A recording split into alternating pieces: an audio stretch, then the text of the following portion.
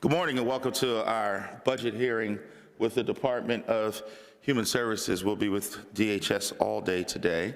We're so grateful to have our secretary here, Dr. Valerie Arkush, who is here with us and will be answering questions. Before we get started, Chairman Struzzi, any introductory comments? Yes, good morning. Thank you, Chairman Harris. Good morning, Secretary Arkush. So Human Services all day today on this, our 10th day of budget hearings. I think, it's important that we do dedicate an entire day to your department, as it is the largest piece of the Pennsylvania budget that we're discussing here in these 3 weeks of hearings. And the work that you do is so fundamentally important to our communities, our families, and our young people. And so I want to set the stage, though, before we begin, so that people who are listening understand just how much we're talking about related to the state budget. So the budget request from the governor's office is roughly $21.1 billion, representing a proposed $1.96 billion increase. So as I said, we have a lot to cover, and so I won't belabor the point, and we will move on. Thank you. Thank you, gentlemen. Secretary Arkush, you've been here before. In the middle of the table is our timekeeper. We will keep time today. When the light is green, members may commence with their questions. When it is yellow, that is 30 seconds left. And when it is red, we ask that you wrap up your comments. Madam Secretary, if you would introduce who's at the table with you, and then afterwards we'll swear you in and we'll get started. Oh, wonderful. Good morning, Mr. Chairman. Mr. Chairman, thank you so much for inviting me here today. It's an honor and pleasure to be here with all of you, and I'm very much looking forward to telling you a little bit about what's been going on at DHS and also to answer your questions. And I also want to just acknowledge that not only are you here all day with DHS, but today is Gloria Gilligan's birthday. Gloria is our fiscal management director, so just please acknowledge that it is her birthday when you're asking her questions, so thank you.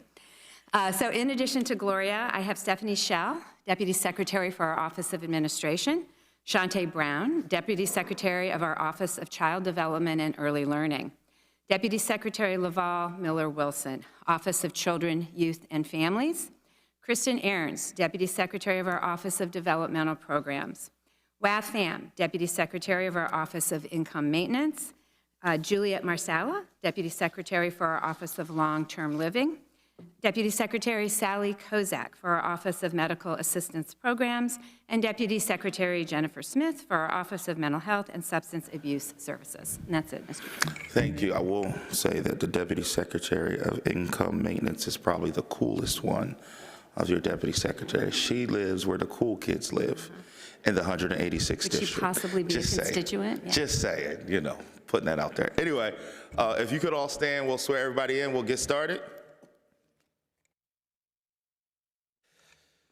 Testifiers, do you swear that the testimony you're about to give is the truth, the whole truth, so help you God? Thank you so much. We will start with Representative Kincaid. Thank you, Mr. Chairman. And I have to say, first, happy Women's History Month. And I'm really excited to see this lineup of people because I think that this is one of the most diverse groups that we have had testify before us. So it's really exciting to see that.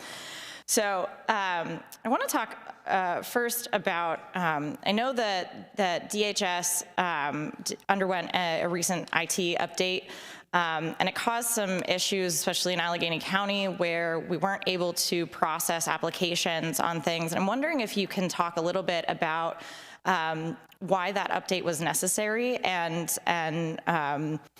how it is that we can kind of work to ensure that problems like that don't arise when we're updating the IT system with DHS in the future. Yeah. Thank you, Representative. As many of you are very aware, at least those of you that have been here in state government for a while, the IT systems that have been in use by the Commonwealth of Pennsylvania have struggled to keep up with modern improvements to IT systems. And there's a couple reasons for that. One, these upgrades are extremely expensive. Our systems are very complicated. They contain data on millions of Pennsylvanians that must be accessible pretty much 24/7 and contains a lot of personal information which must be kept secure. And so as we go through these upgrade projects, they are extremely lengthy. And I will be the first person to tell you it drives me crazy. It takes so long to get these projects done, literally years. The project that you are referencing was part of an implementation to move some of our data off of mainframe computer systems to the cloud. By getting into the cloud, our data will be handled in a much more secure way. It will be able to be updated, or I should say the programs running, the software programs running these programs will be able to be updated much more quickly and easily. And it's just the way every other entity does business in the 21st century. So we are moving as quickly as we can to upgrade everything into the cloud. In the course of a piece of that upgrade in the fall, there was a glitch with people, in particular county assistance office workers, who are the individuals that work directly with clients seeking services. There was an issue with them accessing certain data. As soon as we found out about it, we worked to mitigate it. It did take a couple of weeks. It took a while to find exactly where the issues were, but we did fully mitigate it, and then we were able to authorize some overtime over the next couple months to make sure that they basically got caught back up with the work that had been gotten a little behind on that week. Thank you, I appreciate that. Also speaking of sort of IT issues, there has been a significant issue with the theft of SNAP benefits. And I know that your department is working on those issues, and you have a hotline to report the fraud. And there's been conversations about putting chips in those cards. We had a constituent who called the hotline but was not informed about other steps that he had to take, and so he didn't finish the process, and so lost all of those benefits. But I'm wondering if you can talk about if you can give folks a little bit more clarity on what the process is so that they can file things appropriately, and then also what we can do in order to prevent this kind of theft. Yeah, sure, thank you.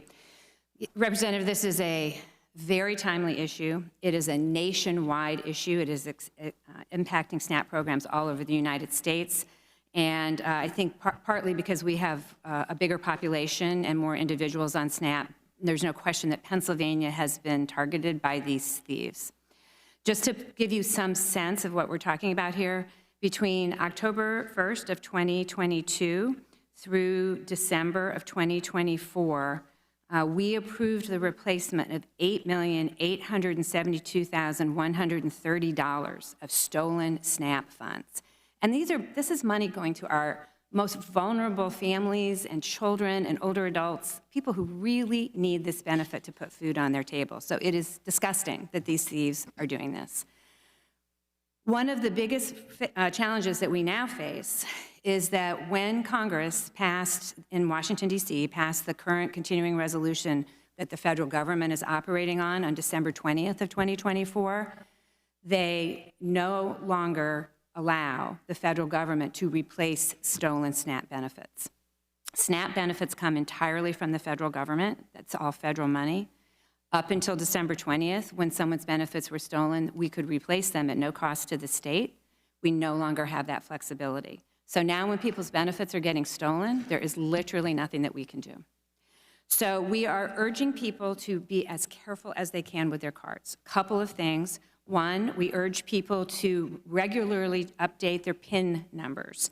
And we no longer allow anybody to put in a number like 1234 or anything simple like that. We are hoping in April to roll out a feature where the individual can lock their card when they're not using it, using the app. So they could just keep their card locked until they're literally at the grocery store buying groceries, and then they could unlock it, use their card, and then lock it again. We are exploring the use of chip cards. And right now, the SNAP EBT card looks just like a regular debit card, but it does not have a chip in it. And we are very interested in moving towards chip cards. I do want to point out, though, that as we've really dug into this, it won't be an overnight solution. Only 2 states have undertaken the chipped EBT card rollout, and they are finding some technical glitches on the back end. The good news is we'll be able to learn from their issues, and by the time we move forward, hopefully our rollout will be very, very seamless.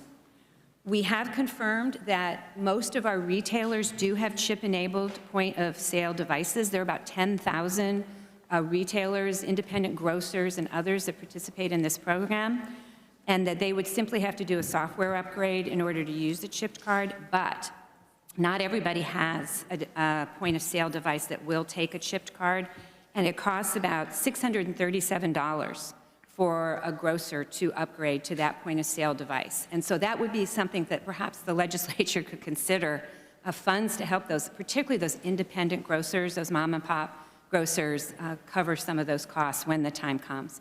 So we are moving as rapidly as we can. We are looking at other security enhancements to the card, and we are working very closely with law enforcement. I believe just today, the Office of the State Inspector General is putting out a press release about an individual that they have arrested who was stealing benefits in both Maryland and Pennsylvania. We're hoping to see a lot more of that. Thank you. Thank you, Mr. Chairman. Thank the gentlelady. Representative Kutz. Thank you, Mr. Chairman. Madam Secretary, good morning. Thank you so much for being with us today. I want to ask briefly about your supplemental budget request. Are you able to provide the amount that your projected supplemental budget request will be, and explain what that will be used for? Sure.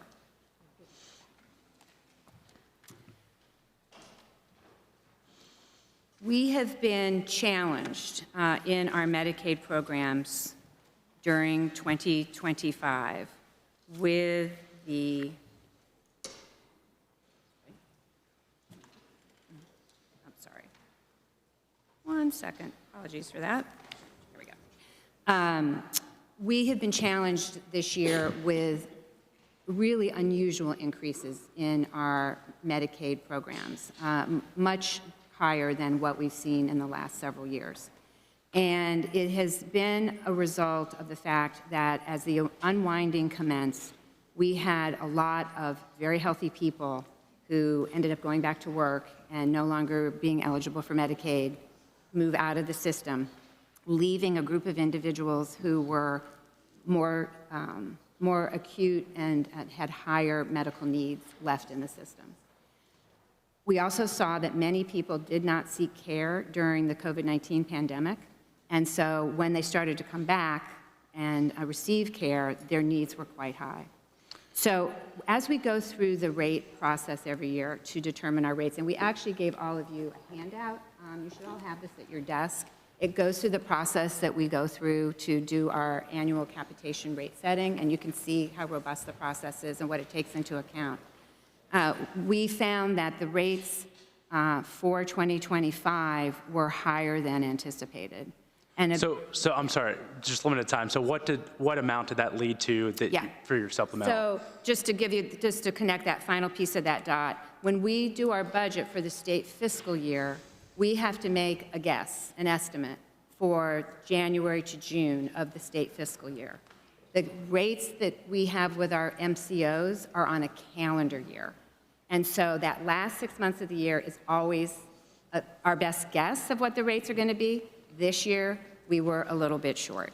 So the total amount of the supplement that we are requesting is $251 million. There's a number of different components to it, but the primary one is related to what I just described. $251 million. Can you tell me, were prior year funds utilized to offset or reduce that amount? Prior year, yes. To some, yeah, do you want to get? I'm sorry, you asked if prior year funds were? Utilized, yeah, to offset that amount. So we always work at the end of the year to identify whether or not we have expenses that haven't come to fruition. And when appropriate, we'll ask for, it's called a 310-3 waiver, to hold prior year funds for those expenses that haven't yet realized in the budget. So yes, we did use prior year funds. That doesn't affect the supplemental request. We also- Understood. I wanted to confirm that amount because what we were looking at was somewhere closer to 700 million. So I believe that prior year funds would bring it down to that 251 number. Let me move on with the limited time I have remaining. Yeah, that 700 number is too high. That's not correct. Yeah. Sure. Well, and we can get into that. Would love to hear from you what exact number of prior year funds you suspect to be used. That's just different from the data I have, so would love to compare notes on that. Madam Secretary, I'm concerned. I'm looking at budgetary out years, and the governor's projecting your growth at about 1.5% annually, but your department tends to grow by about 5% annually. Is that fair to say? If you look at the main piece of our budget, which is our Medicaid spending, typically we grow about 1.9% a year, which is lower than the national average for Medicaid growth. We're very, very proud at the ways that we have been able to contain costs in our Medicaid system. Madam Secretary, that confuses me because the request, it increases about $1 billion or 5% annually, and this year's budget is an additional $1.9 billion. Yet the budgetary out years only projects your budget to grow by $300 million, which is under that 1.5% by fiscal year 29-2030. And I know some of these are contracts, some of them are federal, statutorily required increases. So what I'm getting at is I think there's a disconnect between the governor's proposal and what we typically see from you every year. And I see my time's expiring, so I'll conclude with this. I'm concerned that as we're seeing the highest record deficit that we've ever seen under the governor's budgetary proposal, that he's actually going to be shorting your department on the growth that we'll actually happen to see in those years. So I just think there's something that we need to address with that. And I understand my time's expired, so perhaps we can follow up with the conversation rather than having you respond there, and appreciate it, Chairman. Thank you. Thank the gentleman. Representative Khan. Thank you, Mr. Chairman. Thank you, Dr. Arkush, Secretary Arkush. Gloria, happy birthday. Secretary Arkush, wanted to talk a little bit about Medicaid funding. And first, I'm very glad to see in the governor's budget that he intends to increase funding for Medicaid by about $2.5 billion. And as a nurse practitioner, someone who sees patients predominantly who are on Medicaid, and also knowing that there's about 1 in 8 of my patients, 1 of 8 of my, we call patients constituents. 1 in 8 of my constituents in East Falls, Manayunk, Roxbury, and Chestnut Hill are actually on Medicaid. So it's actually great to see that at a time where the federal government is actually looking to cut $880 billion of Medicaid. Instead of investing in Medicaid, where what goes to our providers, goes to our rural hospitals, goes to our urban hospitals as well. Can you talk about the need for this increase in funding, the $2.5 billion that's in the budget for Medicaid? Sure, I'd be happy to. One of the other handouts that all of you have at your desk looks like this. This just happens to be Chairman Harris's version of it. And it gives you all a sense of how many people in your districts are on Medicaid. Medicaid is an extremely important program to Pennsylvanians. It covers a little over 3 million Pennsylvanians. 1.3 million are children, and 312,000 are older adults older than 65. And so it's an absolutely essential program for so many people. It allows people to live in their homes instead of having to go into a nursing facility. It allows people to be healthy and be productive members in the workplace. It gets our kids off to a great start. And as you heard me explain to the representative earlier, there's some pretty significant increases in our Medicaid program this year because, as we all know, we have seen the challenges that our hospitals and other providers have been facing over these last years. So not only do we have increased acuity of the people that are in our program in terms of their medical needs, but our hospital costs, our drug costs have gone up considerably over these last years as people have tried to emerge from the pandemic. So we are seeing what I would characterize as an atypical increase in the need for this funding in Medicaid this year, We are hopeful that things will start to go back to a more normal rate of rise next year. We're also taking steps to look at some of the biggest cost drivers in our system, like the coverage of GLP-1 drugs, specifically for obesity. It is just, it's a medication that's gotten a lot of hype and a lot of press, and has become very popular in its use, and it is wildly expensive. Yeah. And so we're taking another hard look at that. So, Thank but you. altogether, the most important thing is your earlier point, is that this program serves Pennsylvanians. 23% of Pennsilvanians get their health care through Medicaid. It's amazing, and thank you for that. I have a lot of patients on those drugs that, in addition to controlling weight, also brings down A1C really well. I wanted to talk about the patient safety and worker safety. Unfortunately, we just saw a shooting at York County Hospital where a police officer, Officer Duarte, I think it was a West York Borough police officer, was killed, died a hero, saving a fellow officer who was shot, nurse was shot, custodian was shot, doctor was shot. And, I hear this a lot. As I'm wearing a knee brace right now because I was attacked by a patient about 6 years ago. And, keeping hospital workers safe, keeping our frontline workers safe. That's why I helped to write and co-sponsor the Patient Safety Act for nurses to help with safe staffing in hospitals. It's why I wrote a bill I'm working on actually with Dr. Venkat and a few other representatives that would be helping hospitals to get grant money for safety, worker safety in hospital worker safety grant. And I see in the budget there's about $20 million for, I think it's patient safety services for safety. Can you talk about that item in the budget to keep our workers safe? And do you support these programs like the hospital worker grant to keep hospital workers safe? Sure. Yeah, thank you, Representative. And I, first of all, just want to express my condolences for all of the folks at that hospital. What an incredibly tragic situation. And having been in some of those situations, not that bad, but difficult situations myself, I really felt for them that day.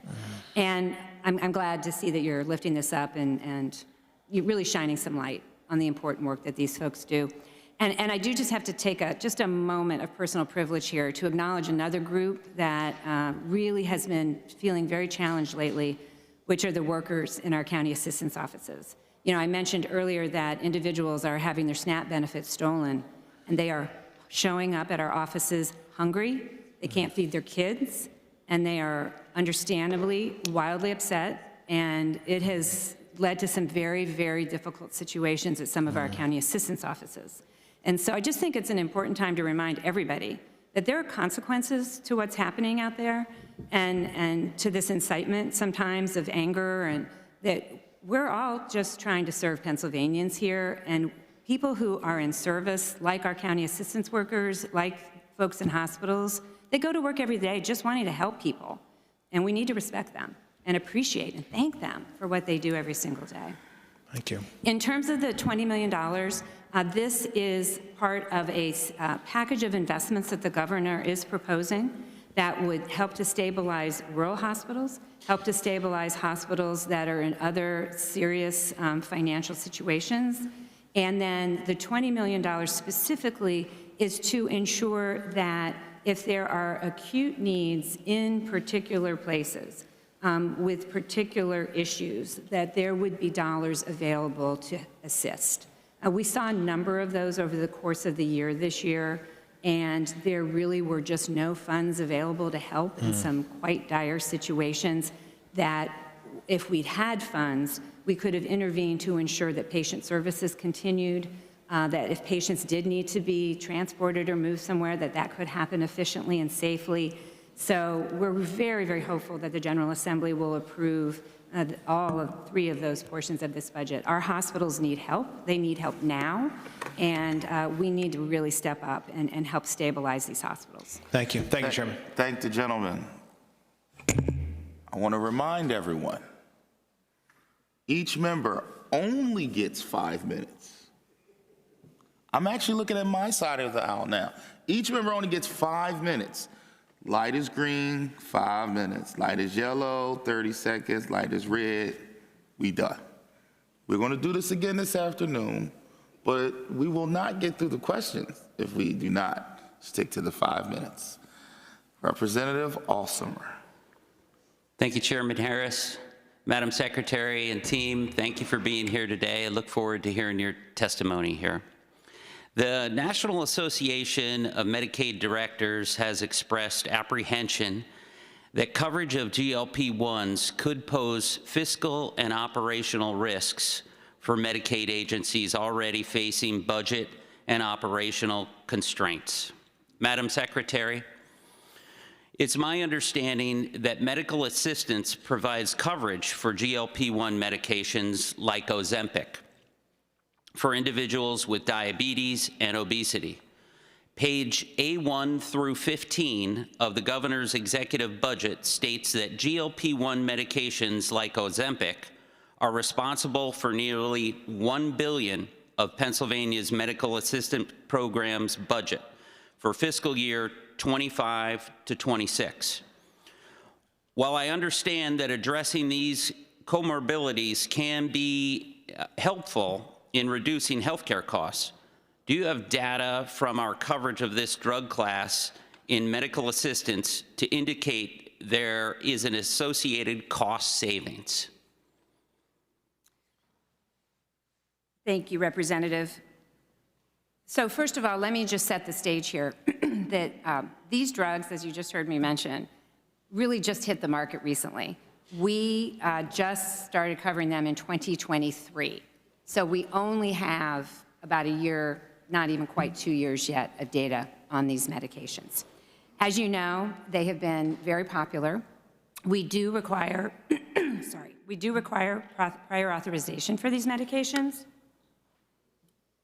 And, excuse me, and we have a Medicaid Drug Utilization Review Board that approves, and all of the managed care organizations sit on that board, and they have all approved our current approach in terms of prior authorization for these drugs.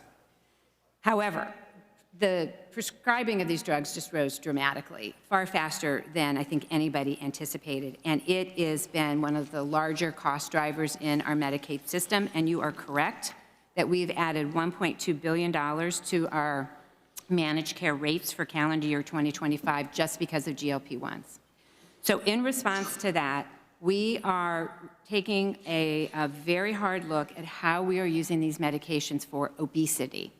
So there's two ways that these medications are used. One is for diabetes, and there is an enormous body of literature that supports that in the long run, use for diabetes does improve the patient's health and save money on very high-cost things.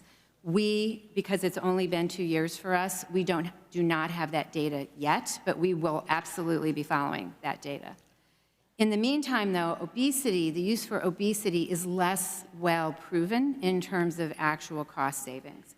And so this is what we're taking a very hard look at.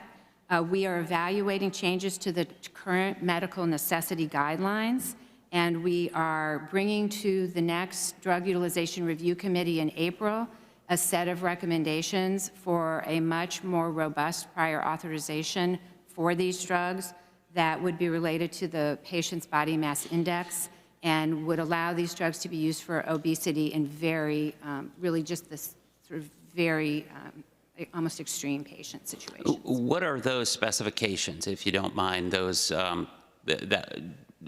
specifications that you just mentioned? What are they, or those recommendations? They have to do with the weight of the patient, or as we would call it, the body mass index. They will have to do with whether the patient has tried other things first, and we are likely, again, if the drug committee approves, be moving toward a process where there would have to be a whole series of things that would need to be tried, and the patient's weight would have to be extreme for them to qualify for a GLP-1 for the use of obesity. Okay, thank you. How many other states provide coverage for GLP-1 coverage? I believe it's 14. 14 states. Do you have Pennsylvania-specific data on patient adherence to these medications? I do not. You do not, okay. Let me rephrase that. We have some data. We have some patients, and where we see the best adherence is for diabetes. Okay, I've got one more And quick less question. less for obesity. I'm sorry to interrupt you, but Yeah, one more sorry. quick question. DHS costs are estimated to be about $1 billion for the upcoming fiscal year. What are the true costs when you factor in, and is there a federal match, or are there any kind of manufacturing rebates that are anticipated? We do receive some rebates, and that is factored into the total that you see, which is the $1.2 billion. Okay. Thank you, Madam Secretary. Mr. Chairman, thank you. Thank the gentleman. Representative Abney. Thank you, Chairman Harris. Thank you, Madam Secretary, and your team for being here. We greatly appreciate it. So as you know, back in December, the federal government approved DHS's Keystones of Health Medicaid demonstration waiver. In the proposed budget, there is opportunity for reentry services in the proposed budget. However, we noticed that there wasn't anything particularly for the opportunity for housing and nutrition services to help try to address food insecurity. Could you kind of help us understand why the decision was made for the reentry services and not for the other opportunities as well? Yeah. Thank you, Representative. I appreciate your noting that. We were thrilled to have all aspects of our waiver approved and given federal spending authority in December of 2024 for the 4 components: continuous coverage of children until age 6, food supports, housing supports, and reentry supports. Given some of the uncertainties that are facing federal decisions that are in front of us, particularly with the Medicaid program, the decision has been made to implement these waivers in a stepwise fashion. And we are proposing, with your assent, to start with the reentry supports for a couple of reasons. One, the reentry waiver services were built on a 2018 bipartisan bill called the Support Act. It was passed under the first Trump administration and signed by President Trump. And it was an effort to improve the availability of medications to people when they were reentering, particularly individuals with a substance use disorder. That has been shown to keep people healthier, reduce overdose deaths, and also reduce days of reincarceration. And so we are building on that with a much more robust set of services. We would be able to begin interaction with individuals 90 days prior to release. We would be able to help Department of Corrections by bringing some additional funding into DOC to help cover medications for those individuals for that last 90 days. And that would help DOC diversify their funding to some other needs. These individuals would have 1 year of guaranteed coverage in Medicaid upon release. This is extremely important because we see that from our own data that very few primary care visits are obtained by reentrants, only 28% in 2022.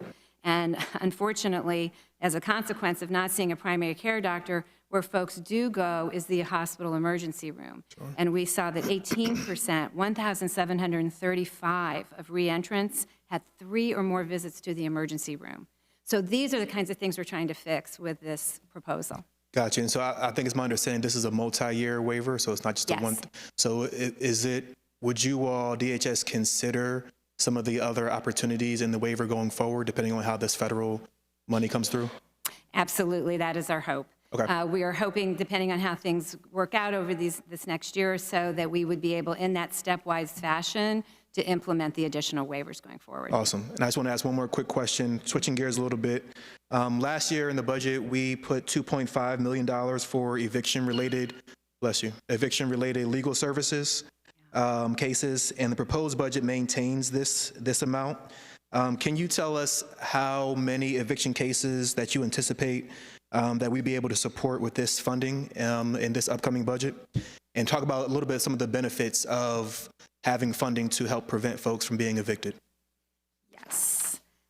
We were extremely grateful to get that eviction prevention money. And just give me 1 second here. Yeah,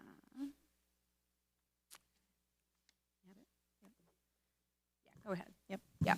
So in fiscal year 23-24, we were able to serve 2,855 individuals with housing services. I'm sorry, could you talk into the mic? Yep, I'm sorry. apologize. I got to bring it down so I can look at the page as well.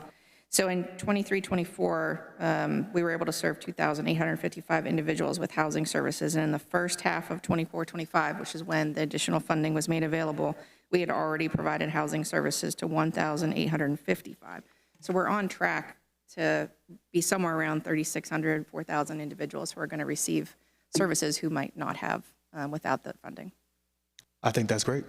And with that, I would propose, try to push for an increase in that amount so we can serve more folks. And with that, thank you, Madam Secretary. Thank you, Mr. Chairman. I appreciate it. Thank the gentleman. Representative Flood. Thank you, Chairman.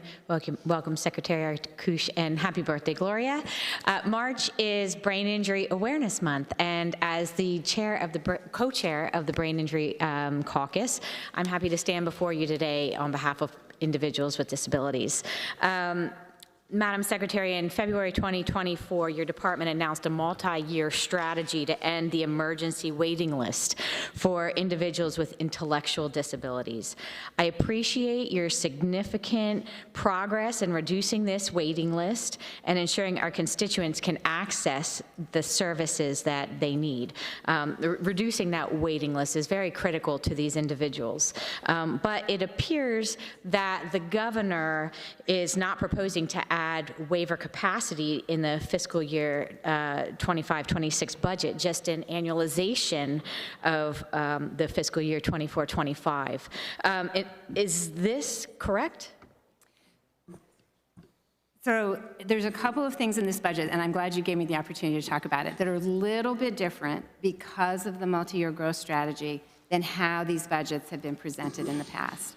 So first of all, I do want to point out that there's a 7% increase, a $175 million increase in this budget, which represents the annualization of many of those, of all of the increased waiver slots and other things that we saw in last year's budget. Now, what's really important to remember is that as we move forward with this multi-year growth strategy, there is now going to be a requirement for the counties that they manage their budgets, or really manage their budgets rather than managing to slots. So instead of giving a county X number of slots for waivers, now they're going to be given a budget number, and they will manage to that budget number. And the point of doing that was we'll be able to provide people with the right services at the right time. And so one individual may not need the entire services of a waiver on day one, and someone else then might also be able to benefit from that same budget amount, and we can serve multiple people with the same dollars. And so what you're going to see now is less of a focus on slots per se, and more of a focus on the budget number. So already what we have seen with the implementation of this program is that we have reduced the adult emergency waiting list by 19%. It's pretty extraordinary. We've enrolled an additional 3,000 adults in the community living and consolidated waivers because of these investments that have already happened, and because of the amount of dollars that were targeted for our direct service providers, direct service professionals, those providers have their lowest waiting list numbers that the providers have the number of vacancies down to 14%, which is the lowest it's been in years. So do you have how many individuals are still on the emergency waiting list? Can you give me that number? We are currently at 3,703 is my most recent number. And we now have over 40,000 individuals enrolled, and we have a waiver capacity of 41,555. And we're seeing that counties are enrolling people very quickly. Okay, and just to switch topics a little bit, but still staying within the theme, this past fall, the Department of Justice filed a lawsuit against the Pennsylvania Department of Human Services and Labor and Industry. The suit alleges that certain heightened automatic sprinkler requirements in the Uniform Construction Code, which apply to community homes for adults with disabilities and autism, are discriminatory. At the basis of this lawsuit is the fact that here in Pennsylvania, when a one or two family dwelling is utilized as a community home for adults with disabilities and autism, the use of the building changes under the Uniform Construction Code and reclassified as a care facility. As such, community homes must technically meet the automatic sprinkler requirements of these facilities, which is the expansive systems found in hospitals and institutions. Other similar facilities are exempt from having to install these automatic sprinklers. With all of this information in mind, my colleague Representative Delosier has introduced House Bill 711, which would exempt community homes for adults with disabilities and autism from having to meet these heightened automatic sprinkler requirements. Will the department be supportive of these efforts to eliminate the discriminatory requirement? Representative Flood, while I appreciate the question, I can't comment because of the litigation. Okay. All right. And that's all I have. Thank you. Thank the gentlelady. Representative Mullins. Thank you, Mr. Chairman, and Madam Secretary, to you and your team, thank you so much. I'm sure that you're aware of the proposed federal budget and its wide-ranging and potentially devastating impacts on so many aspects of our social safety net programs. In particular, it proposes to reduce the Supplemental Nutrition Assistance Program, SNAP, benefits by $230 billion over the next 10 years. Can you tell me how many individuals in Pennsylvania currently receive SNAP benefits? Sure. SNAP provides benefits to just over 2 million people in Pennsylvania, adults, children, mostly children and older adults. It brings $367 million of federal money into the Commonwealth every single month. Let me just say that again. $367 million federal dollars into the Commonwealth every single month. That money is all money that goes directly to individuals to purchase food. The administrative costs for the program, which are about a little over $200 million a year, are borne by state dollars. So that federal money all comes in, goes out to people. There are 10,000 grocers that participate in SNAP and have individuals purchasing food. And as I mentioned earlier, many of them are independent mom and pop grocers, the only grocery store in a neighborhood in many cases, or in a rural area. We also see enormous benefits to our farmers who benefit from the fact that people are purchasing that volume of food through this program.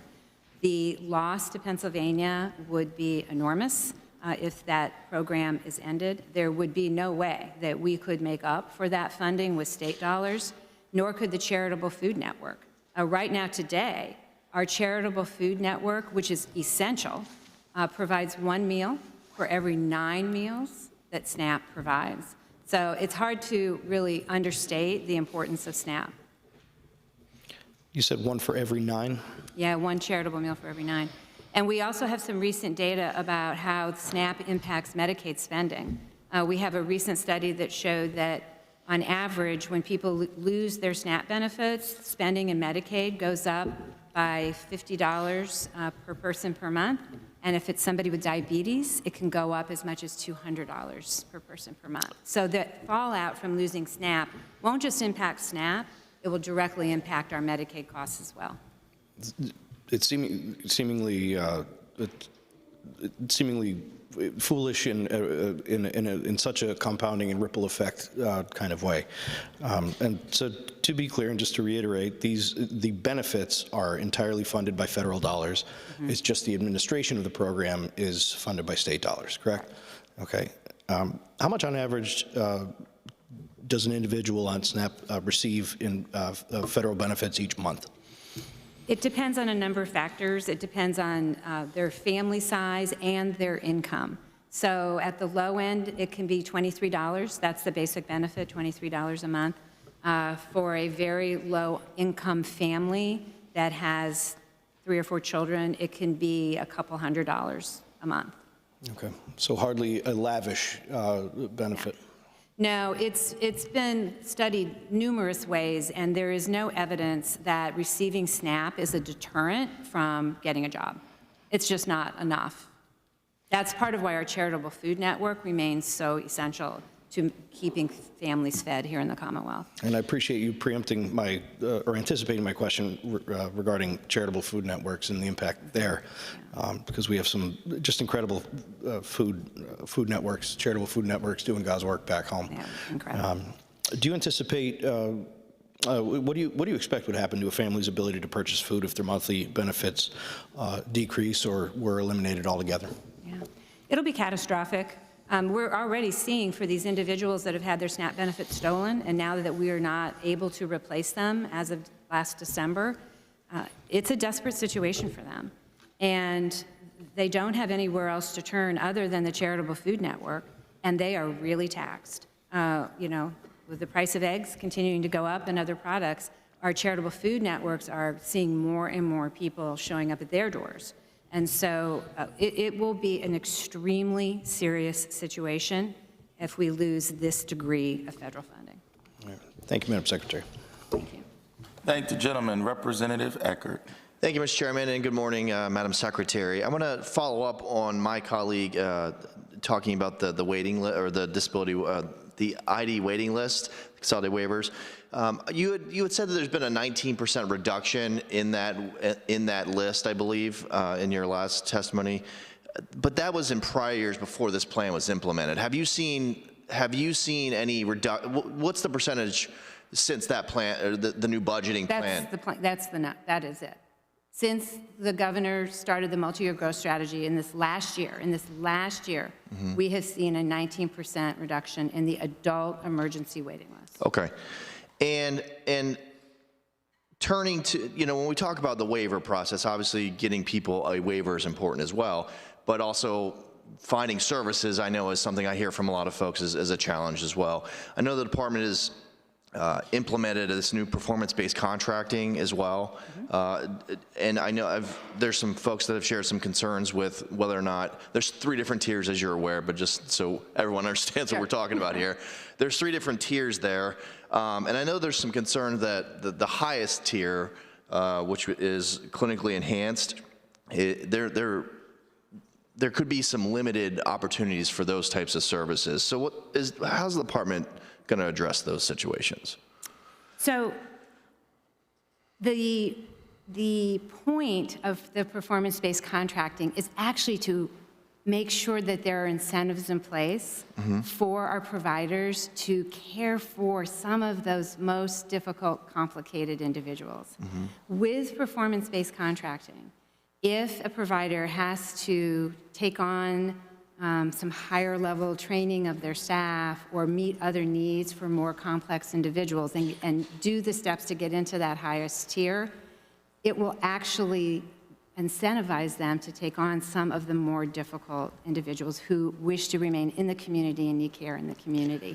And we're actually starting to see that happen already from our providers as we begin to roll out performance-based contracting, which we've done in a very measured way. We've actually delayed the implementation a couple times, acknowledging that our providers had lots of questions and concerns. We wanted to give them time to work through that process with us, which they have done. We're actually seeing them start to be more interested in accepting new patients or new clients that have very complicated needs. And that's one of the things that we're trying to do is build capacity in this system for all needs, and to make sure, because this population is so deserving, to be sure that the care that they're getting is high quality. Sure, and I would agree with that. What about providers that, I mean, a lot of providers obviously struggle with funding. It's a very narrow margin for funds. How do those providers get that extra training or recruit people to into that office?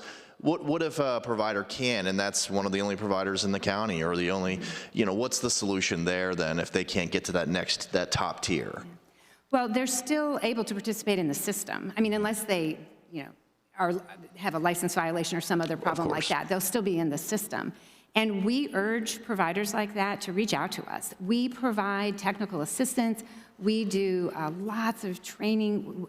My team in ODP brings groups together all the time to talk about how to enhance services and continue to improve supports for this extremely vulnerable population in the Commonwealth. And we would welcome working with somebody like that. who was looking to step up and wasn't quite sure how to get there. And real quick, I just want to talk about a transfer that the governor's proposing, and the governor's budget is proposing a $5.5 million to the home and community-based services in accordance with Act 54. Can you just put a quick breakdown? Sorry, I'm running through that quickly, but it's the home and community-based services for individuals. And under Act 54. Can you just provide a quick breakdown of how that funding is going to be utilized? Sure, yeah. So the augmentation fund was created by the General Assembly a while back when some of our state centers started to close. And state centers, different from state hospitals, state centers are where places where people with intellectual disabilities, in many cases, have spent their whole lives. As our system has moved to being able to care for people in the community where most of them want to be, we have closed state centers. And the point of the augmentation fund is that that money that was going to the care and support of people with ID stay in that system. And so rather than being diverted back to the general fund, there's a portion that goes into this augmentation fund, and it's meant to be used for people with intellectual disabilities and autism. I'll give you a very successful example of how we're using some of that money right now. Our Office of Developmental Programs started a housing pilot in 10 counties in the last year and a half that is enabling some of those dollars to be used to subsidize rent of homes. That is something that under our normal Medicaid funding, we're not allowed to pay for room and board or rent. And so this actually, the augmentation fund dollars can be used for that purpose. And as we've done our housing listening sessions for the Governor's Housing Action Plan around the state, many places that represent those counties, they are wildly enthusiastic about this opportunity to actually help get homes for people and pay for them so they can be cared for in the community. Thank you, Madam Secretary. Thank you, Mr. Chairman. Thank the gentleman. Representative Salisbury. Thank you, Chairman. I have a question that I think ties into a lot of different issues.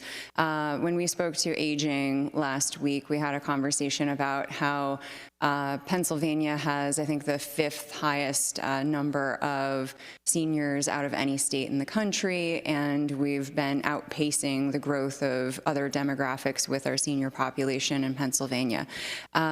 We also talked about how we've had an increase of 22% in the number of seniors, but only an increase of 3% in funding for some of those programs. So in looking at the budget for today's hearing, I was noticing we don't really have the same SSI payments for personal care homes, assisted living, a variety of different things to make it easier for seniors to have access to that care. I wonder if you could talk a little bit about why certain choices were made not to request increases in various funding allocations that might impact the lives of that senior population. Mm-hmm. So we are seeing in our programs in DHS impacts in a couple of different ways. So first, I would highlight that in our Community Health Choices program, which is our managed care programs for individuals with disabilities or seniors who are dual eligible, where we're seeing that play out is increasing personal assistance needs for individuals choosing to stay in the community. And you'll see when you look at the increase in rates for our CHC program in this budget, a big part of that driver is these personal assistance services, because we're seeing more, frankly, in some cases older, but more complex individuals choosing to stay in the community. And in that particular area, we are spending a lot more to provide those services for them to be able to stay in the community. On the personal care homes and assisted living residents, the situation is a little bit different. So that's another alternative for individuals who, again, wish to stay in the community. Generally speaking, they're not nursing facility clinically eligible. In other words, their care needs are not as great as the people getting personal assistance services in our CHC. They need some care, but it's not a high level. But they're not like at that nursing facility level, right? And so the way, and as I just mentioned, we are not allowed to pay room and board in either a personal care home or an assisted living residence. And so individuals who do have SSI or SSDI use their dollars to help pay those costs in those places. And then the state pays a supplement to help to cover some of those costs. So in this budget, you are correct. We have not requested an increase in that state supplement, but we are certainly happy to have those conversations if that's something that the General Assembly is interested in. It seems really like a pivot point where you can talk about so many different issues, whether it's the nursing staffing shortage, the in-home direct service providers, these professionals who provide some degree of care in the home. It just seems like there are so many different aspects, whether it's are they getting adequate nutrition? Are they living in poverty? Are they living in aging homes that have been not maintained? So it just seems like such a big issue that we are going to have to invest more and more money in as the years go by. So I'm wondering if there's a plan to look at how any other states are doing things differently and how they utilize those dollars from various federal programs as well. Yeah. We are very mindful of all the issues that you raise and looking at ways that we can holistically keep older adults healthy and living where they want to live, which is almost always, in every case, in the community. That's why we've proposed things like our Food is Medicine 1115 waiver, which hopefully down the road we will be able to implement. It would address some of those very real needs. And we are always looking at what other states do. My team is actively engaged in multiple national groups that meet regularly to discuss these things. The National Governors Association, which is the bipartisan governors group, also addresses these things, and we're engaged in that. So it's very top of mind for us. It is a very important population that continues to grow in this Commonwealth and is going to drive certain spending in our state budget. I think it's probably a national conversation that we're going to have to continue to have in the years to come as well. Thank you very much. Thank you. Thank the gentlelady, Representative Brown.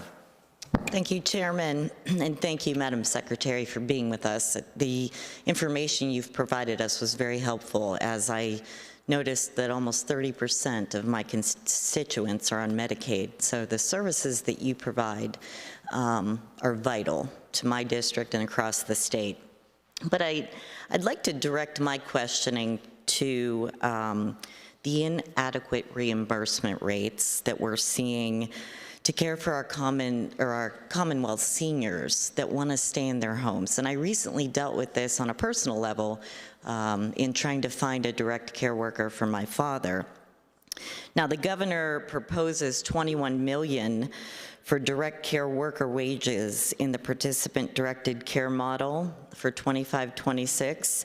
But can you tell me what % of long-term living direct care workers you estimate will be impacted by the increase? We anticipate that, well, we know that there are about 8,500 direct care workers that are in the participant-directed program today. That will be impacted? That will receive the increase. Okay. So then can you share how the decision was made to provide increases for this subset of long-term living workers and not others, particularly because the department's rate study shows severe inadequacies in other services? Yes, as I'm sure you've seen now that a year ago, the governor did call for a wage and rate study, which we conducted and has now been released as of a week or so ago. And given what is a very tight budget year this year, and given the size of the potential cost to the general fund for increases in other areas, we decided to start with the direct care workers in the participant-directed program. By putting an increase there, a couple of things will occur. One is that those dollars will go really entirely to the worker because it's more of a direct payment. These workers do not have access to things that workers that work for agencies often do have access to. The increase to the direct care workers and participant-directed will support some personal time off, and it will support their being able to purchase health insurance, hopefully. Those are things that often, if you work for an agency, you get as part of that employment that these individuals don't have access to through employment. Okay. And I did get a copy of the report and I appreciate that. And it demonstrated the rate inadequacies that exist between the home care workers, and also contrasting those with rates for providers serving individuals with intellectual disabilities. One of the key differences in rate setting for these two program areas is that there's apparently a rate refresh every 3 years conducted for ODP services and not for services that fall under OLTL. This is extremely difficult for us as legislators to have to plan for future expenditures when rates are not being studied on a regular basis and you're asking for such high increases. So, Madam Secretary, how are the rates currently set for services under OLTL? So you point out a structure that the General Assembly created that I have inherited, and you are correct that in ODP, Office of Developmental Programs, they are required every 3 years to do this rate refresh. What that tends to lead to is very large budget requests because there hasn't been any incremental increase in between. And then in OLTL, there's no set requirement for doing those rate refreshes or any, kind of automatic increase. So I do think, and we're very, would be happy if the General Assembly is interested in talking about maybe a more incremental way of approaching wage increases in both of these areas. Do you utilize your actuary to determine what an appropriate rate is on an annual basis at all? We utilize our Mercer, who's our actuary, to conduct this wage and rate study. That is not something that's gone through on an annual basis. Okay. The report that I referenced outlined the need for rate increases for services ranging from 12% in the participant-directed model to 44% for the residential habilitation services, for a total state cost of $856 million if enacted. This amount would be in addition to the proposed increase of nearly $1 billion in community health choices. So has your department budgeted for this potential increase and considered any cost-saving measures to help mitigate the impact? We have not budgeted for that. We only budgeted for the increase to the direct care workers and participant-directed. Okay. Thank you. And Chairman, if I could have time this afternoon to follow up with some questions? We will have time this afternoon. Thank you. Thank you. Representative Waxman. Good morning. Thank you, Chair. Thank you so much for being here with us. Really appreciate your time this morning. I would like to ask about how some of the recent actions at the federal level have directly impacted the department. Specifically, on the 27th of January, President Trump signed an executive order that put in place a wide-ranging federal spending freeze. The next day, on the 28th, the Medicaid payment system went down, as well as other federal payment systems. That was ultimately corrected the next day when there was an injunction, and it's my understanding that the system was restored on the 30th. I'd like to know a little bit, even this brief moment, how it impacted or disrupted services, what other operational challenges the department faced as a result, and also any uncertainty that this may have had on beneficiaries. Well, the uncertainty was enormous and was enormously time-consuming and distracting for our staff, who had to try to sort out what the heck was going on. Fortunately for us directly, we were not impacted. But our federally qualified health centers, who we work with very closely and are a very critical component of care delivery across this Commonwealth, particularly in rural areas, they were quite concerned because they used that portal that was shut down directly to get paid. And so there was just enormous anxiety and concern, outreach to us to see if we would be able to perhaps on a temporary basis, cover some of their costs if they couldn't get paid, things like that.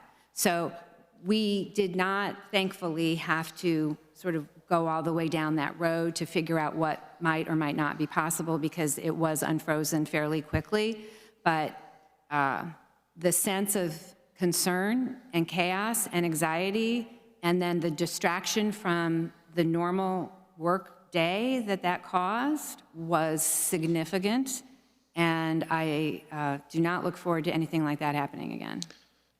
So I'm curious about the communication from federal officials during this time. It was restored and brought back online as a result of a lawsuit ultimately and an injunction by a judge. But before that happened, what was the communication from the federal government and from the administration? I don't know that we had any directly. We started to hear from, like these FQHC folks. So as I know for sure, we heard from them pretty quickly. We may have heard from others, but there was no formal notification, nothing. I mean, look, we work probably DHS as more than any other agency. We are in constant communication with CMS, the Center for Medicare and Medicaid Services, on an hourly basis, and there was nothing. There was no, there's a way that CMS communicates, right? When things like this are going to happen, well, nothing like this has ever happened, but whenever there's going to be a change, right, there's a way they communicate it, and there's notice given, and there's dates, and there's a whole process, and none of that happened. In terms of the payment systems, I just want to highlight what you just said, which is, is this unusual to have the system shut down like this? Has it ever happened before, at least to your knowledge? This is insane. All right. So following up on that, what are the other potential vulnerabilities for DHS and other departments if officials at the federal level decide to start tinkering with the levers and shutting off different payment systems, as a way of, freezing funding or carrying out policy aims, and how is that going to impact the department? Well, first of all, I do just want to take a moment to just reassure Pennsylvanians that right now, as of today, nothing has changed. So people that are depending on Medicaid for their health care are still getting their Medicaid. People that are depending on SNAP to feed their kids are still getting SNAP. So I just want to make sure that no one thinks something has happened today. Everything is still in place. And the Governor Shapiro, has made very clear that everything will continue to be in place in the Commonwealth until there's any, some sort of regular order in terms of notifications and other processes that would make any sort of change. Having said that, if someone in the federal government turns off a system, there is very little that we can do about it. And we will be prepared. We will take these things as they come. And our job here is to be there for Pennsylvanians. We are here when they need us, and we will do everything we can to maintain that, no matter what comes at us in challenges. It feels like shutting off. I see my yellow light is on, so I'll conclude my questioning there. Thank you so much. Thank you. And we'll. Thank the gentleman. Representative Krupa. Thank you, Mr. Chair, and thank you for being here and testifying today. Happy birthday. I want to do some follow-up questions about SNAP, the Supplemental Nutrition Assistance Program, which was designed to help low-income individuals and families access nutritious foods. First, there was an announcement by the Attorney General today that charges were filed against an individual who had stolen benefits from 17 individuals to buy items such as Red Bull energy drink, baby formula, candy, and then these items, as you know, have a high sell or a marketable resale value on the market. We must ensure that there's a responsible use of SNAP benefits and do our best to prevent fraud. So with respect to preventing bulk purchase for resale, the benefits are intended to help low-income individuals and families put food on their tables, not to be exploited for profit. What measures does the department currently have in place to prevent bad actors from purchasing items in bulk with SNAP benefits and then reselling them for cash? So I just want to be clear, Representative, that this is theft. Yes. Yeah, this isn't fraud, this is theft. Thank you for that clarification. And these folks are, for the most part, we think, from what we've been able to discern from law enforcement, they're using those skimming devices that slide into credit card terminals, and when a person puts their card in, they get all their card numbers and their PIN. Like they can skim it off electronically, which is why we're talking about moving to chipped cards, because chipped cards, the skimmers don't work on chipped cards. So in terms of bulk purchasing, I think that the way that maybe that press release was interpreted, because I know you're quoting from the 06 press release, because I read it before it went out. Yeah. So an individual recipient of SNAP has whatever they have on their card for that month. It could be as low as $23. If it's a family with a lot of kids, they might have, you know, $300, $350, something like that. And so they can only buy so much with Okay, that so card. let me stop you there because I only have limited time. Are we doing anything to track unusual purchase patterns? Are there systems in place to detect and investigate when there is suspicious purchasing patterns, such as repeated bulk purchases of high-demand items? And this may not be necessarily in line with this story. I'm sorry, Yes. I think I misunderstood your question a little bit. Thank you. Sorry about that. That's okay. So our team, so we can't do investigations, obviously, but my team is monitoring usage in lots of different ways. They do look for patterns of unusual usage, and we refer to OSIG. Okay, so I know particularly it happens around the Christmas time. You know, I'll get a notification that my debit card was used in China for something, and then there's a freeze on the account. Are we doing anything to in the moment track or flag that kind of suspicious activity? Unfortunately, our vendor that we use, so we don't actually, we are not the vendor. There's a vendor called Conduit that provides the actual running of the card, kind of like a credit card company, like you would think of as your credit card company. It's called Conduit. They do not offer that particular functionality. So given the huge amount of the budget that this entails, would it not be wise to get a vendor who would make that an option? So as a reminder, SNAP is a federal program, and these dollars are federal dollars. So did we choose our vendor, or did the federal government? We have a choice of vendors that the federal government works with. Okay, and has there been any investigation as to whether any of those choices would offer this type of fraud prevention or detection or theft detection? If you can get back to me on that, I'll move on. On a slightly... I don't know. I don't think it's possible from any. There's like 2 of them, I believe, and I don't think either of them offer that. Okay, okay. On a slightly different note, we also must regulate SNAP benefits in a way that acknowledges personal choice while emphasizing the importance of nutrition. And that discussion should focus on how to improve health outcomes without unnecessarily restricting beneficiaries' ability to choose and make their food choices. We certainly don't want to penalize our most vulnerable citizens for enjoying a bag of candy now and then. However, given the rising rates of diet-related illnesses, which all trickles down through the healthcare system, such as diabetes and heart disease, what steps is the department taking to encourage healthier food choices within the program? So we are bound by federal rules in terms of food choices, and right now, federal rules don't allow any limiting of food choices of the things within the program.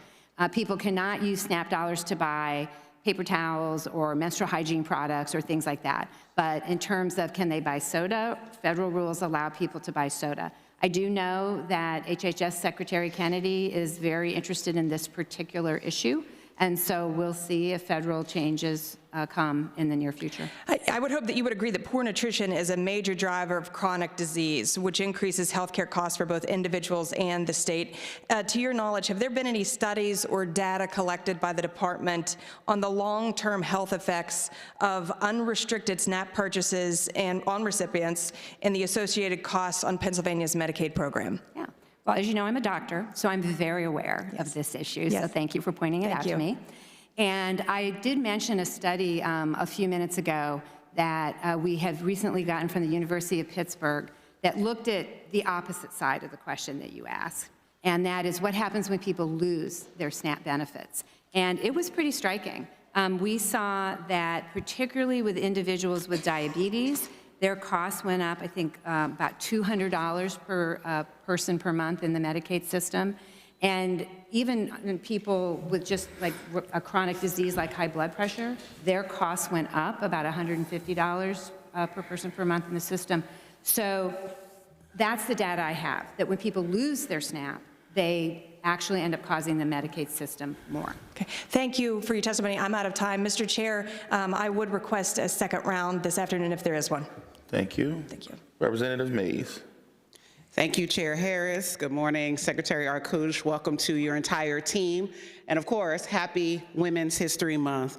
So we know the federal cuts that are taking place, $880 billion over the next 10 years. These funds support Pennsylvania's medical assistance program, providing healthcare services to low-income individuals.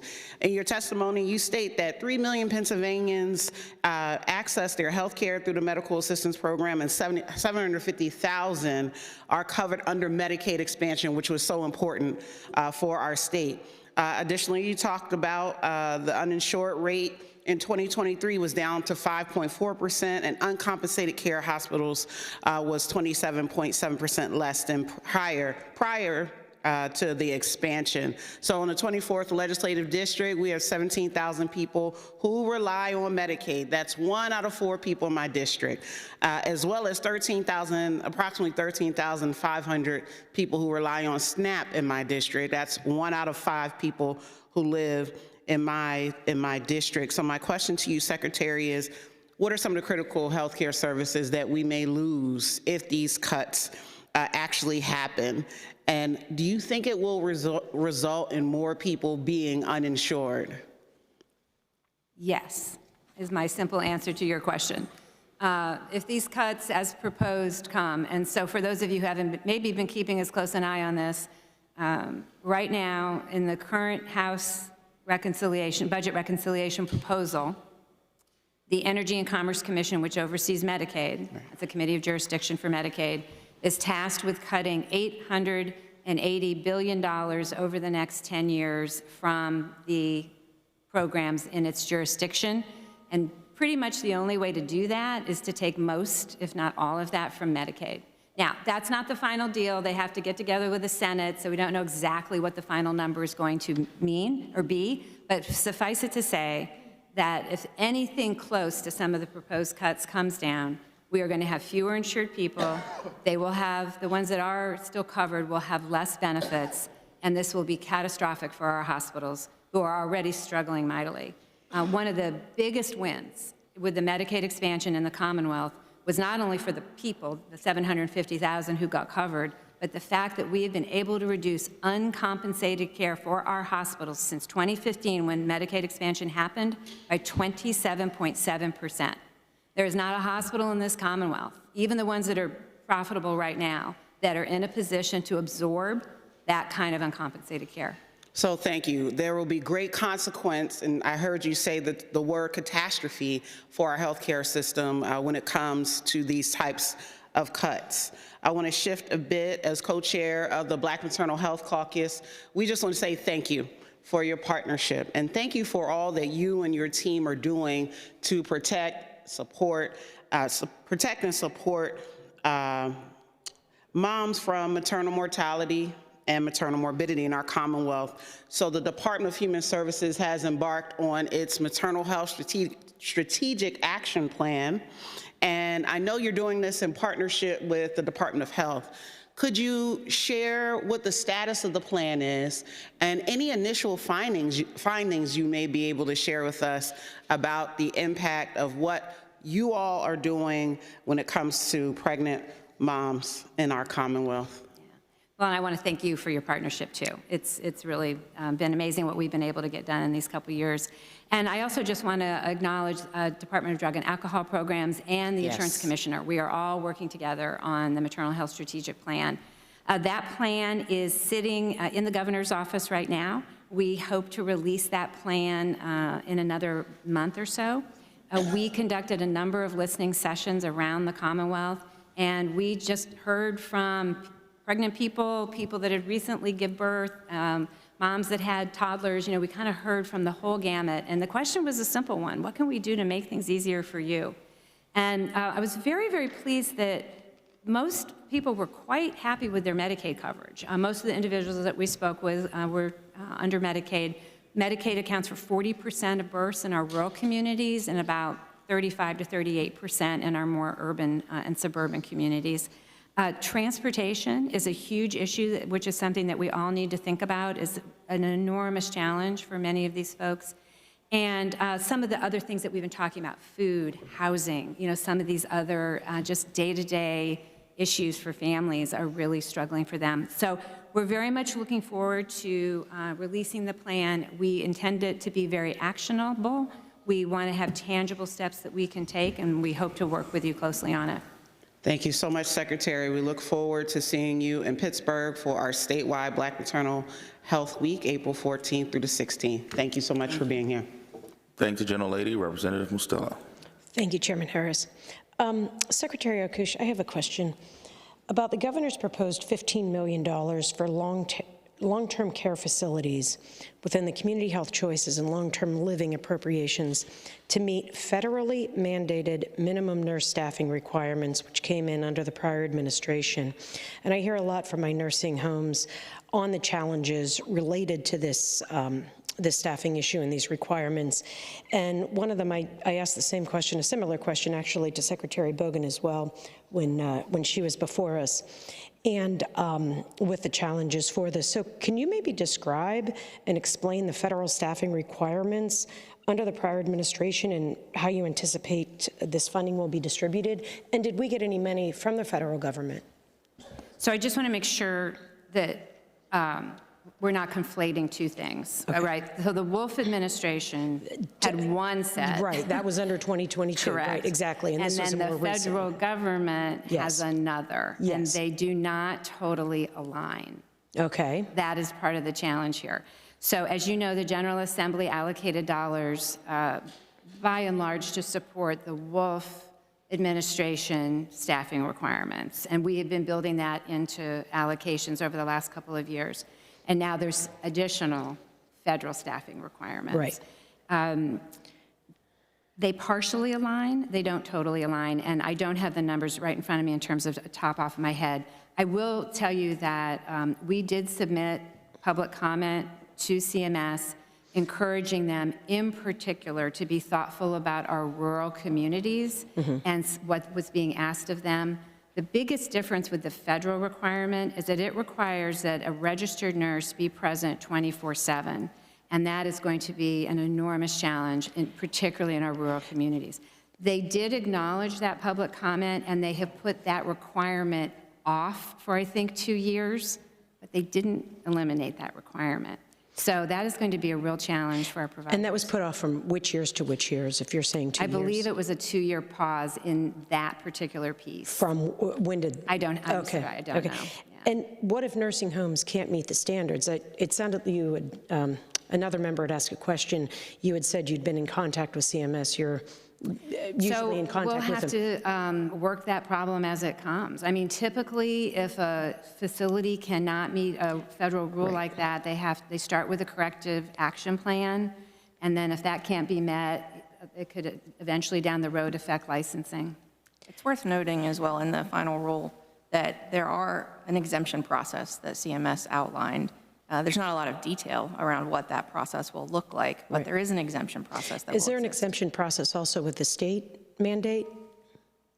Probably a better question for Dr. Bogan. Yeah, you have to ask Dr. Bogan. Because, I mean, you understand the concerns. I mean, we just don't have the nurses coming down the pipeline like we used to have. And how is that going to affect these nursing facilities? Well, I think, Governor Shapiro is very acutely aware of this. This is why he has proposed his loan repayment and other dollars to help, particularly in rural areas, incentivize workers in rural areas, both primary care and for loan repayment for other physicians and nurses. This is a huge problem in rural areas. I mean, we're going to lose our nursing facilities, and then what are we going to have? What's going to happen at that time? Well, I do think that what we're seeing is a huge movement of individuals who want to try to stay in the community, in their homes of choice. And so a lot of the work that you see us doing through our community health choices and other programs is to enable folks to age in the community. And these are folks that are nursing facility eligible. You know, they have the clinical conditions that would allow them to go into a nursing facility, but they choose to age at home. So, how this will ultimately all sort out, I'm not certain, but I'm fully cognizant of the fact that this is going to present a real challenge to some of our particularly rural nursing facilities, which is why we did submit public comment pointing that out. So is the state going to, I'm sorry? Yeah.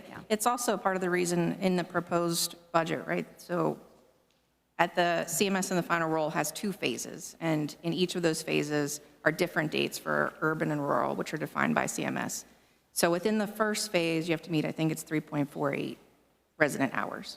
And how you do that, whatever mix you use of people, CMS doesn't define.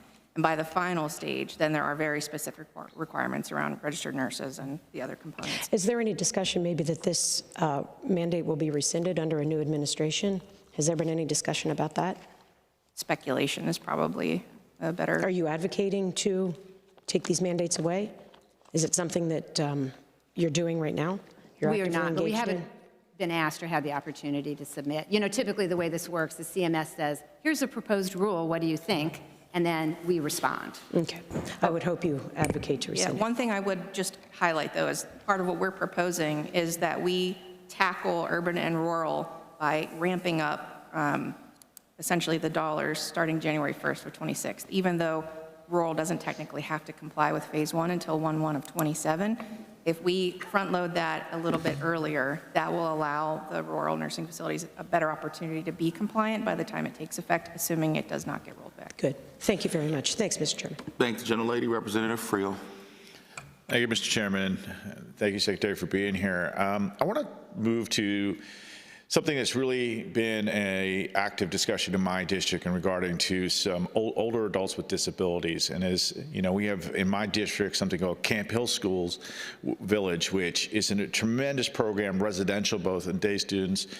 And as our students with disabilities age out of these programs, a lot of parents and some of the advocates here are saying that Pennsylvania DHS is either misinterpreting or too narrowly interpreting the rules for congregate living, and we're not allowed to have residential programs like we do for our younger students.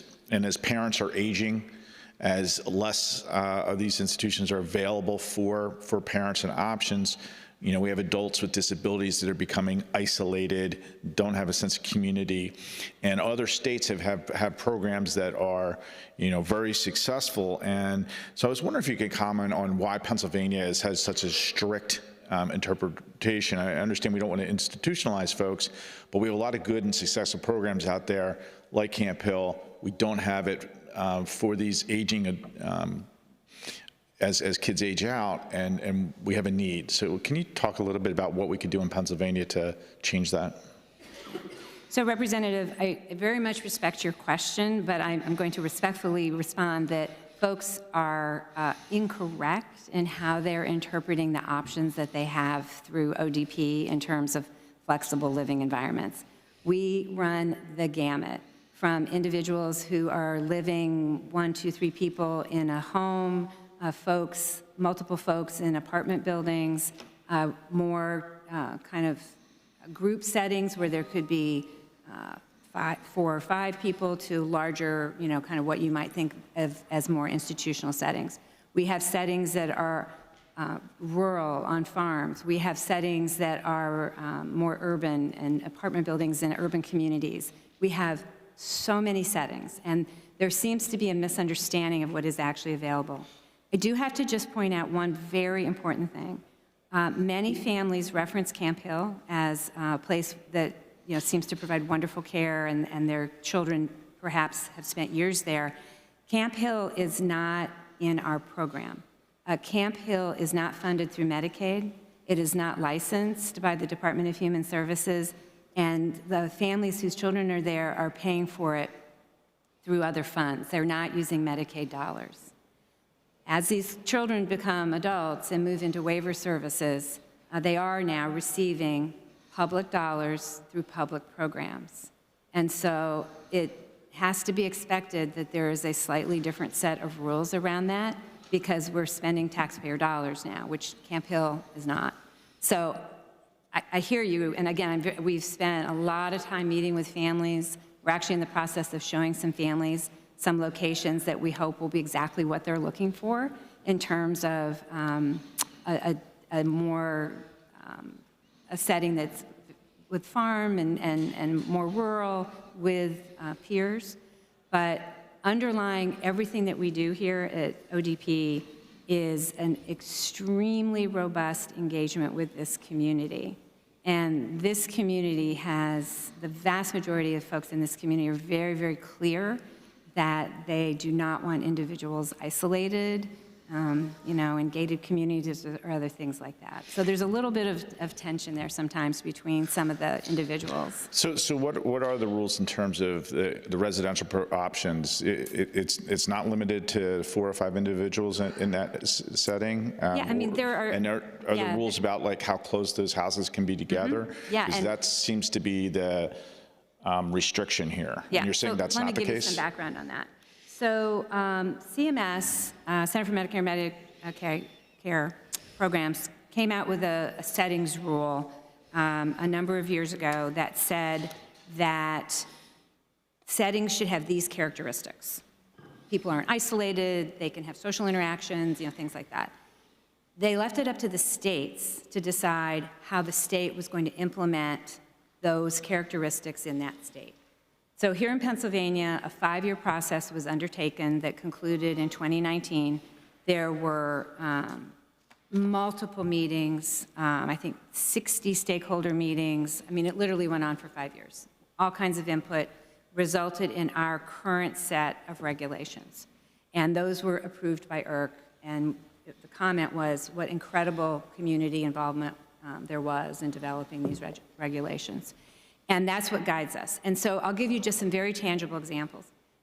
Here in Pennsylvania, we have a settings rule that says that houses can't be next door to one another. However, we do allow duplexes as long as there's no more than 2 people in each duplex, and those folks can share the same staff if they want to. In Massachusetts, houses can be right next to each other, but they can't share the staff. So every state has enacted these settings rules in a way that that state decided to enact them. What I want you to understand about our rules here in Pennsylvania is that they come from the community over 5 years, meeting multiple times to craft these regulations. Well, I'd be interested to follow up with you because everything in the advocacies, the groups that I've talked to have seemed to think the rules of like only 2 people is woefully inadequate for the need that's out there. So I think there's definitely some challenges that are much different than what you're telling me today. So I'd love to follow up. We'd be happy to meet with you. Thank you. Yeah. Thank you, sir. Thanks, the gentleman. Representative Barton. Thank you, Chairman Harris, and welcome, Secretary Arkush. Good to see you again. I'd like to talk about hospital sustainability and maybe focus on the issues that are plaguing our hospitals across the Commonwealth. And my guess is none of this is new to you. We're facing workforce shortages, emergency room boarding, difficulties discharging complex cases, regulatory challenges, and the list goes on. And these issues can be exacerbated in our rural communities like mine. And so I believe, and I hope you agree, that our focus should be on ensuring that these vital community assets are remain viable so our constituents can access the care they need in a timely and appropriate setting. And I appreciate your budget's recognition of these issues through several new initiatives, and I'd like to focus on how you anticipate distributing these funds. So, pardon me, the governor proposes $10 million to maintain access and services for patients in rural hospitals, and $10 million for hospitals across the state. Can you share with us how these funds would be distributed, please? Sure. So as you know, as I hope you know, rural health has been a real priority of this administration since we all walked in the door. We're grateful for that. Yeah, and the governor has convened our rural health working group. We've had multiple convenings. We've been working across state agencies and with the Pennsylvania Office of Rural Health and the Pennsylvania Maternal Health Collaborative on all issues rural. So specifically around that $10 million, the General Assembly appropriated $10 million for the current budget year that we're in for the purpose of helping to stabilize rural hospitals. And we worked together with the Hospital and Health System Association of Pennsylvania to come up with a distribution plan for that funding.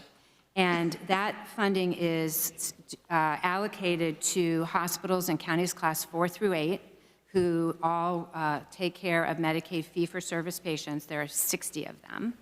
And the dollars were split up for doing obstetrics, for a measure of financial stability, for how much Medicare and Medicaid you got, because obviously Medicare is actually the largest payer in many of our rural hospitals, whether or not they were a participant in the Pennsylvania Rural Health model, and a social vulnerability index of the community, and then geographic isolation if they were a critical access hospital.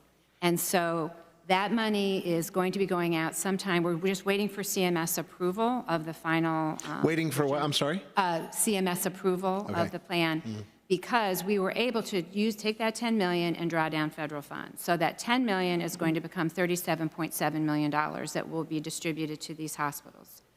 If the General Assembly appropriates a new $10 million, we would likely do a very similar process, but we're also open to tweaking that process if that is of interest to folks.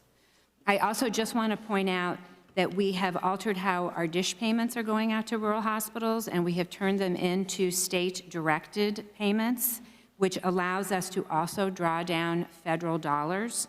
So between that process and what we're doing with this $10 million that the General Assembly allocated, rural hospitals are going to see in 2025 $60 million more than they saw in 2024.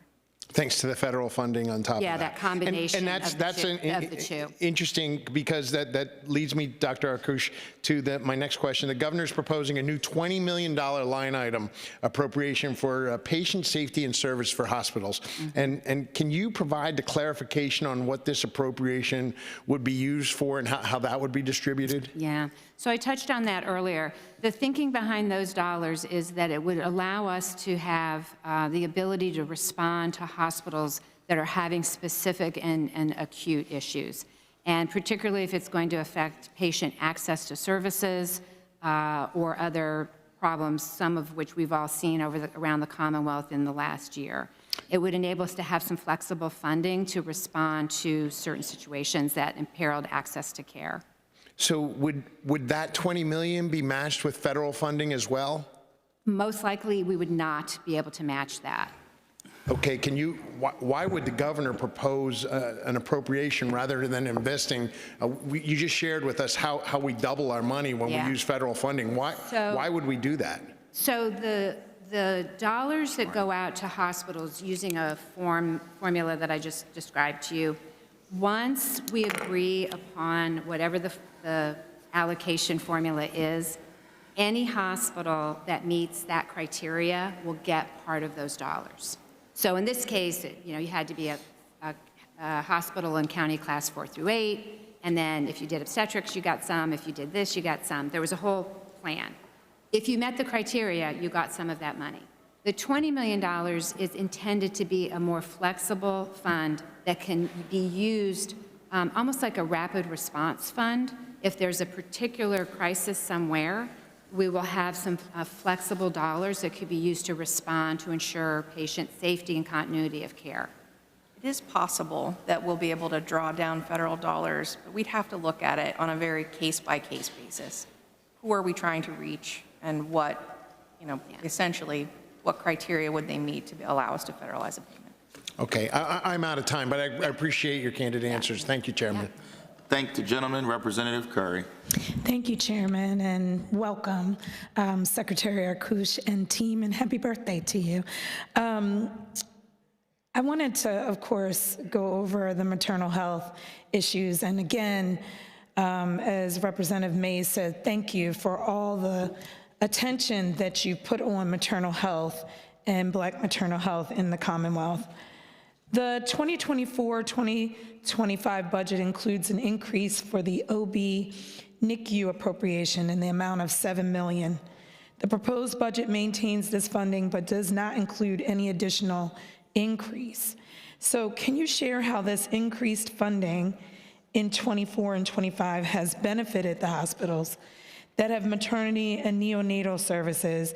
And do you believe that the level funding for this year proposed, the amount of $10.7 million, is sufficient to support hospitals? I ask because As hospitals have continued to both consolidate and close, as you know what's happening in my own county, what has happened is growing gaps in coverage for these services and has created maternity care deserts across the state. Thank you, Representative. That's a really important question. So currently, that funding goes out to all hospitals that provide obstetric services. And by the way, I do have one bright spot. We actually had a new labor and delivery unit open in Uniontown in Fayette County this year. Wonderful. So we were there to celebrate, so it is possible. And I want to lift up that, you know, it's not all gloom and doom out there. Yeah. And hopefully we're going to continue to see more of that. So the reason that it's so important that this money go out is that when a hospital provides labor and delivery services, as probably everyone in this room knows, unless you're having a scheduled C-section, you don't get to schedule your delivery. And so hospitals have to be ready 24/7 for somebody walking in the door in labor. And that requires that they have nurses and doctors and the blood bank and, you know, everything ready 24/7. And that costs a lot of money. And so particularly for hospitals that are doing very low number of deliveries, it's quite difficult for them to maintain just those fixed costs to provide the services. And so these dollars really help stabilize these hospitals and those services.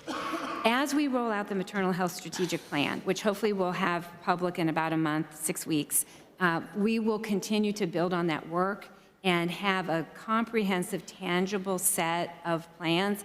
I think that's why you're not seeing a specific increase right this minute. Yeah. But we really wanted to have a chance to let the plan solidify, get additional feedback on it, and then have a more comprehensive, holistic approach, probably as we look at next year's budget.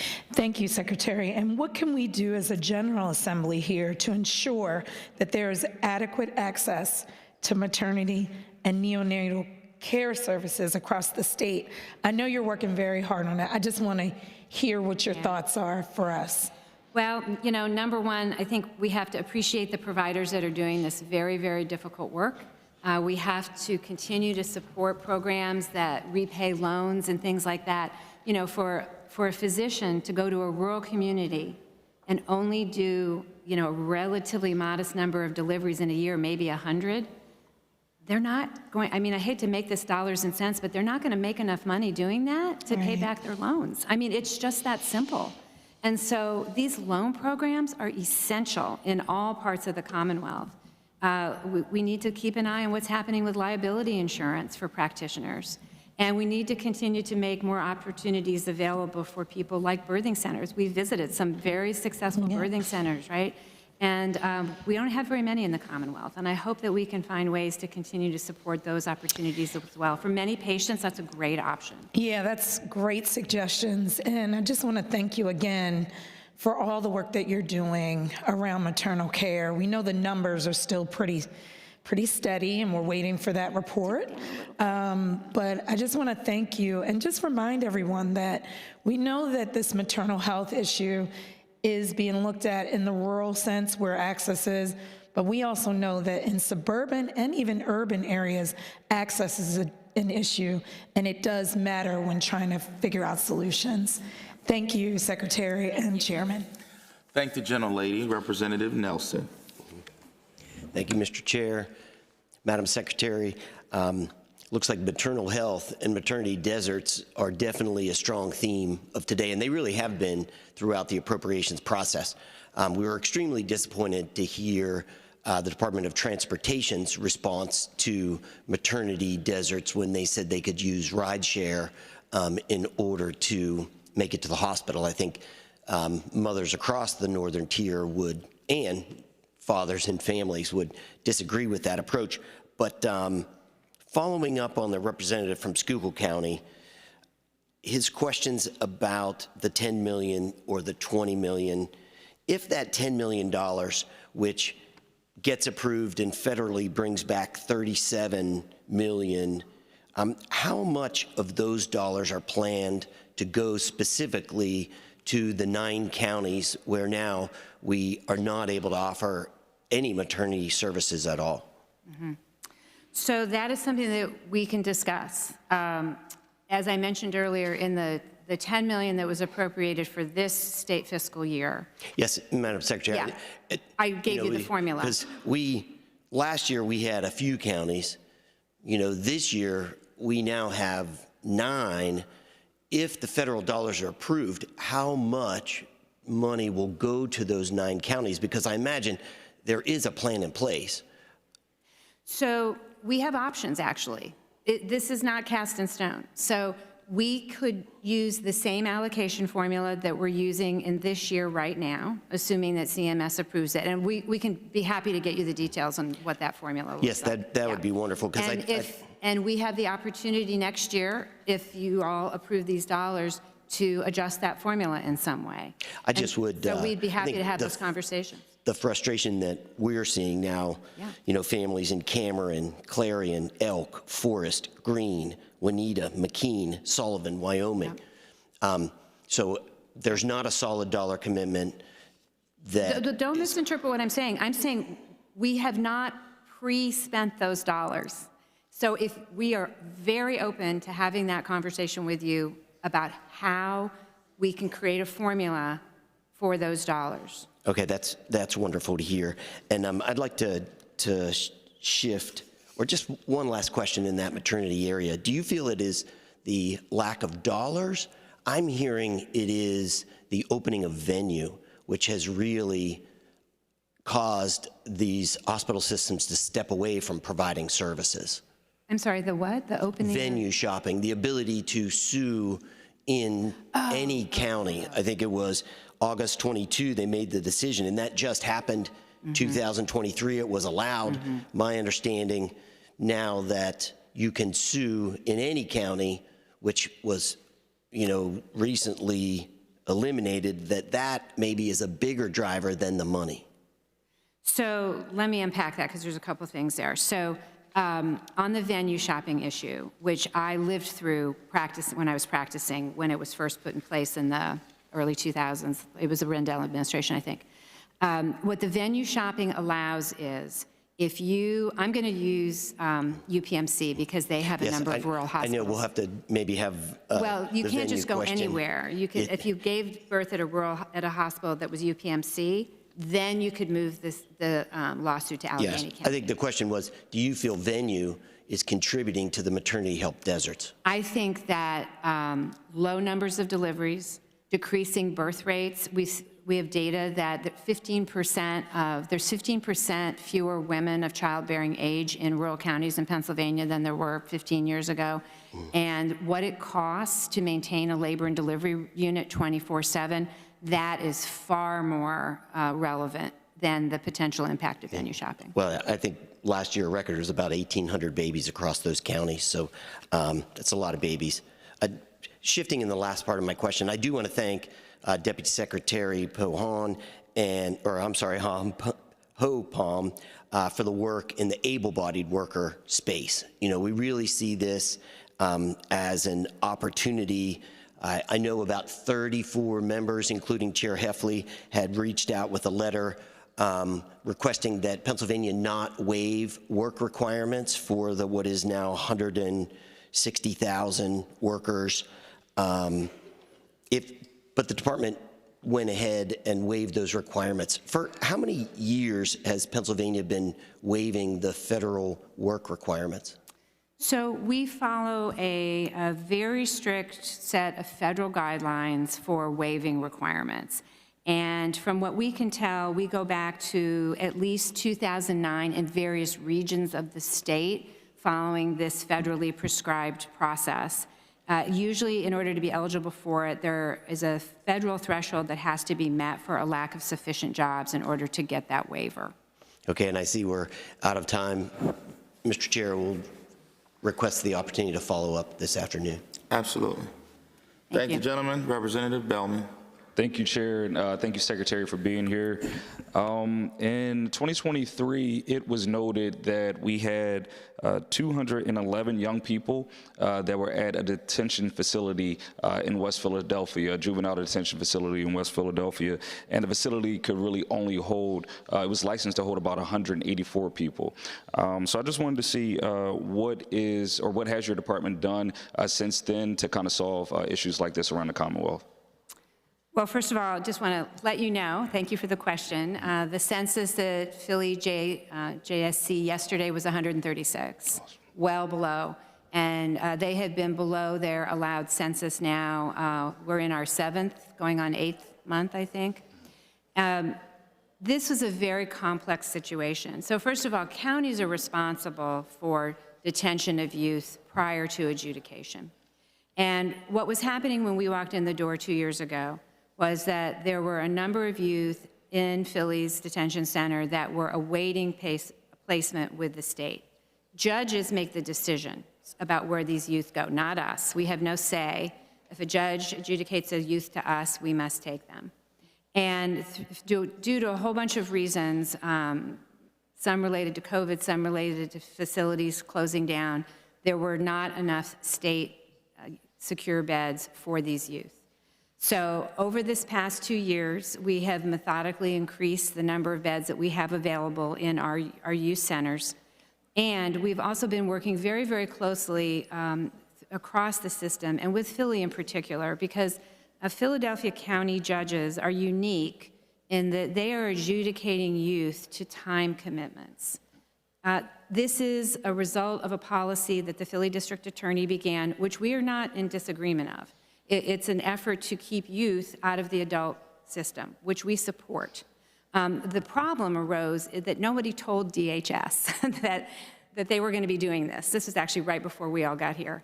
And so suddenly, all of these youth were being adjudicated to 1, 2 year commitments or until their 21st birthday. Normally, we get youth for 6 to 9 months. And so we were not prepared for youth that were going to be with us for 2 years. So we had to expand our number of beds because obviously that bed is not going to be vacated.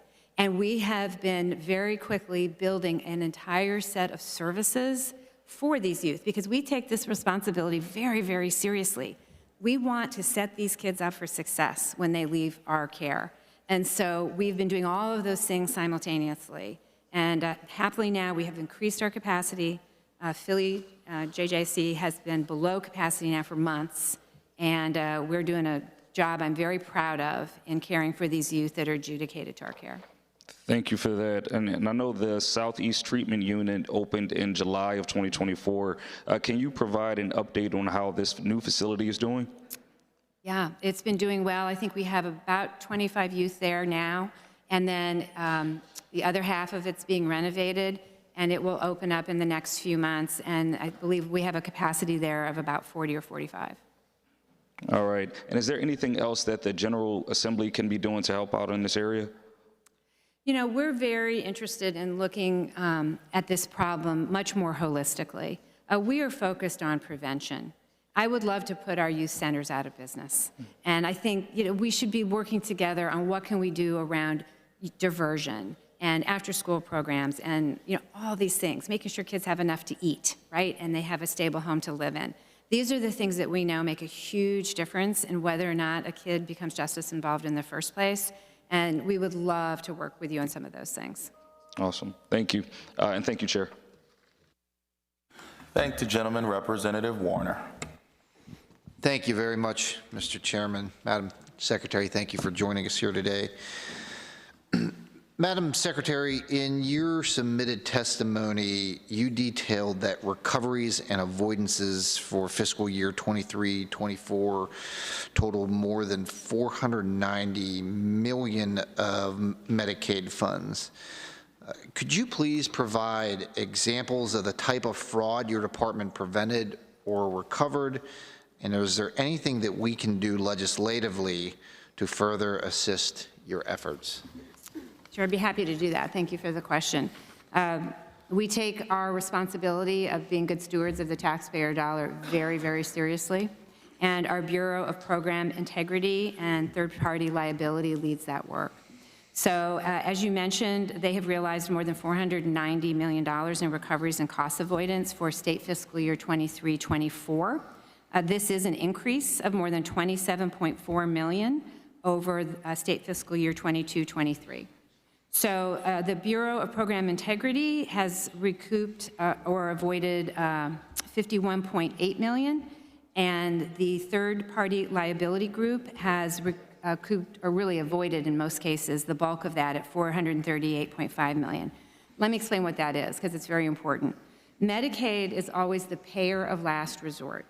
And so we have a very robust process to always check to see if there are additional resources in the form of other insurance that any individual has available to cover certain costs. And if that is indeed the case, it could be Medicare, it could be a small commercial plan, then those payers pay first, and then Medicaid comes in if there's still remaining costs to be borne. So we have been very aggressive in that work. We've also taken other actions. We work and are regularly checking a federal do not pay list.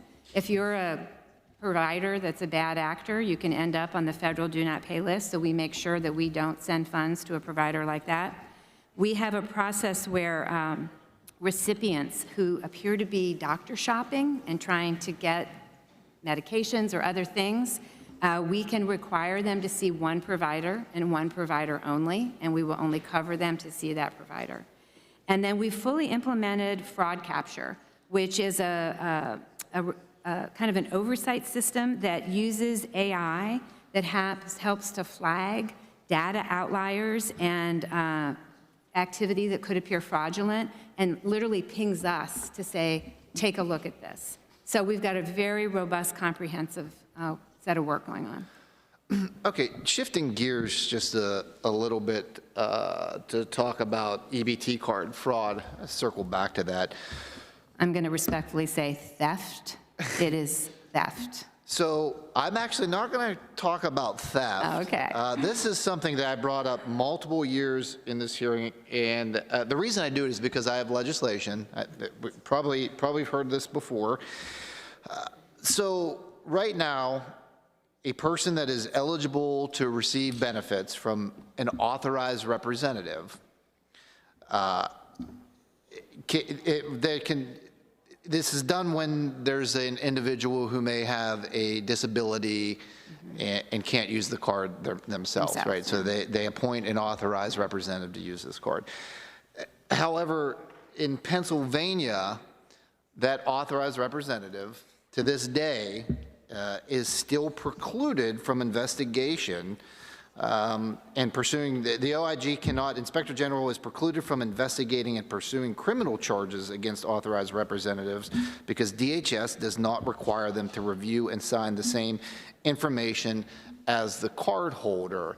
Now, other states, including Michigan and California, all require the authorized user to sign the same rights as the actual card holder. Is there any push, even though I brought this up multiple years and I currently have legislation, is there any push from DHS to require the authorized users to sign the same rights and obligations as the actual card holders? Yeah, Representative, I am actually not aware of that issue, so thank you for raising it. And I will look into it, and I must have missed it last year, so I apologize for that. I don't know if there's some federal issue there or some issue with OSIG there, but we'll be happy to look into it. Yeah, I mean, if it can be done within the department, again, it should not be a partisan issue. I mean, this is done in California, it's done in Michigan. I just would like to highlight that again. I've highlighted it multiple years. And one other thing, I just want to know, this is something else that I've highlighted in other years, though my time is up. And with respect to the chairman, if there's time, maybe I will bring it up in the second round. Thank you very much. Thank you. We will look into that. We'll put you down. Representative Siegel. Thank you, Mr. Chairman, and thank you for joining us, Secretary Arkush. I want to start on the matter of PBMs, or pharmacy benefit managers, first. I had the great privilege of standing with Representative Benham a few months back in my district. We were with an independent pharmacy who was bleeding out money. They were consistently the victims of price spreading, and basically they had indicated to us that if the situation didn't change, they were in danger of shuttering their operation. This is a really great local independent pharmacist, widely trusted in the community. As you know, the PBMs that dominate the market, the three of them have 80% market share. They basically control everything. And they routinely engage in, I think, very widely anti-competitive practices. It's my understanding that some of the PBMs that contract with the managed care organizations in Pennsylvania are paying pharmacies less than the cost of the drug itself. And I understand that there are provisions within your department to make sure that those MCOs are given fair treatment and ultimately given fair compensation. Can you just talk a little bit about the struggles that pharmacies are having with PBMs and how your department is going about addressing those concerns? Well, I think, are you referring to spread pricing? Yes. Is that what, okay, all right. So first of all, let me just say, our independent pharmacies are just the backbone of our communities in so many cases, and we work very closely with them and are extremely responsive to them whenever they have issues. I want to be very clear that the Medicaid program does not allow spread pricing and has not allowed spread pricing for a number of years now. Hard stop. There was confusion, and by the way, that's why we were not in Act 77, because we were already doing pretty much everything that Act 77 prescribed. There was a question last year about something called a transmission fee. Transmission fees are between the PBM and the pharmacist. It is in the contract that a pharmacist signs with their PBM in the Medicaid program, and it is not something that the state is even involved in. It's not anything that we have to help pay for or anything like that. It is not spread pricing, and transmission fees are allowed in the Medicaid rules from the federal government. However, it caused so much confusion last year that we just eliminated them in our 2025 contracts with our managed care organizations. Gotcha. I appreciate that answer, and I just think as far as the entire market goes, I think it's a situation we have to monitor. Yeah. I was very glad to pass HB 1993. It's a meaningful step in making sure we bring some transparency to the PBM industry. Is there any consideration towards switching to, some states have moved to just a single PBM model where the Medicaid agent, Medicaid just designates one PBM as the buyer that all MCOs will work through? Is that something that might produce some additional savings for the system? We're in the midst of studying that right now. Okay. I appreciate that. I know the state of West Virginia implemented that in 2017, and they saved about $54.4 billion over the course of this time. So it's been, I think, a meaningful reform, and ultimately, I think, creates a lot of, it centralizes the process. I want to move on to county mental health funding. You well know, as your former experience as a county commissioner, our county mental health-based funding is some of the most flexible funding that our counties get access to. It allows them to target programs on the ground that are most receptive to the needs of their constituents. We obviously have $20 million budgeted this year, as well as on top of the $40 million from our previous fiscal years, but we know the County Commissioners Association of Pennsylvania has said that they need well in advance of that $100 million just to really stabilize the system. Can you talk a little bit about the struggles that our counties are facing right now? Many of them are reporting 6-month wait times for critical mental health funding or critical mental health services. Just talk about some of the struggles they're facing and what we need to do to support them. Yeah. Well, first of all, I want to commend Governor Shapiro. In this budget, you know, when he came into office, he committed to a total of $60 million increase over 4 years, but he's accelerated that. So we'll get all $60 million with your approval by the end of this year's budget, which will make a tremendous impact in our counties. As you know, county funding hadn't been increased in years, and so this will be a meaningful improvement for our counties. Additionally, we are very aware through our behavioral health managed care organizations of some of the challenges that counties have been facing over this past year. And as a response to that, we did do a mid-year increase that went into effect in July of 2024 for our behavioral health managed care organizations, because it was clear that they were all, really virtually every county was going to be in the red with the original 2024 rate. So we're working very hard on that. Very importantly, and kind of bigger picture, is how we are working to continue to build out our crisis response system. And so I think many of you have heard me say in this room now for 3 years going, we want to make sure that there's someone to call, someone to respond, and some place to go. And we've made enormous progress. Our 988 system has 12 centers up and running, with 2 more about to onboard. We are now meeting the SAMHSA metric of answering over 90% of calls from Pennsylvanians in Pennsylvania, which is fantastic. We now, I'm so happy to say, have every county, all 67 counties, have some kind of mobile response. It may not be 24/7, 365, but every county now has something. So that is another great start. What's important about those two things is that those two systems are able to resolve the vast majority of situations in real time without having to involve a hospital emergency room or calling the police. Neither of those are good outcomes for anybody. So as we continue to build out the system, we're making good progress and should help relieve some of those sort of bigger picture pressures on our counties. I thank you for those answers, Secretary Arkush, and I commend the governor as well for those considerable investments. The other thing I would add is obviously we are dealing with decades of neglect in terms of investing in that system, and so while these are good down payments, I think we need to understand the urgency and crisis that our counties are facing and continue to make those investments. So, not get any argument from me. Thank the gentleman. Representative DeVanzo.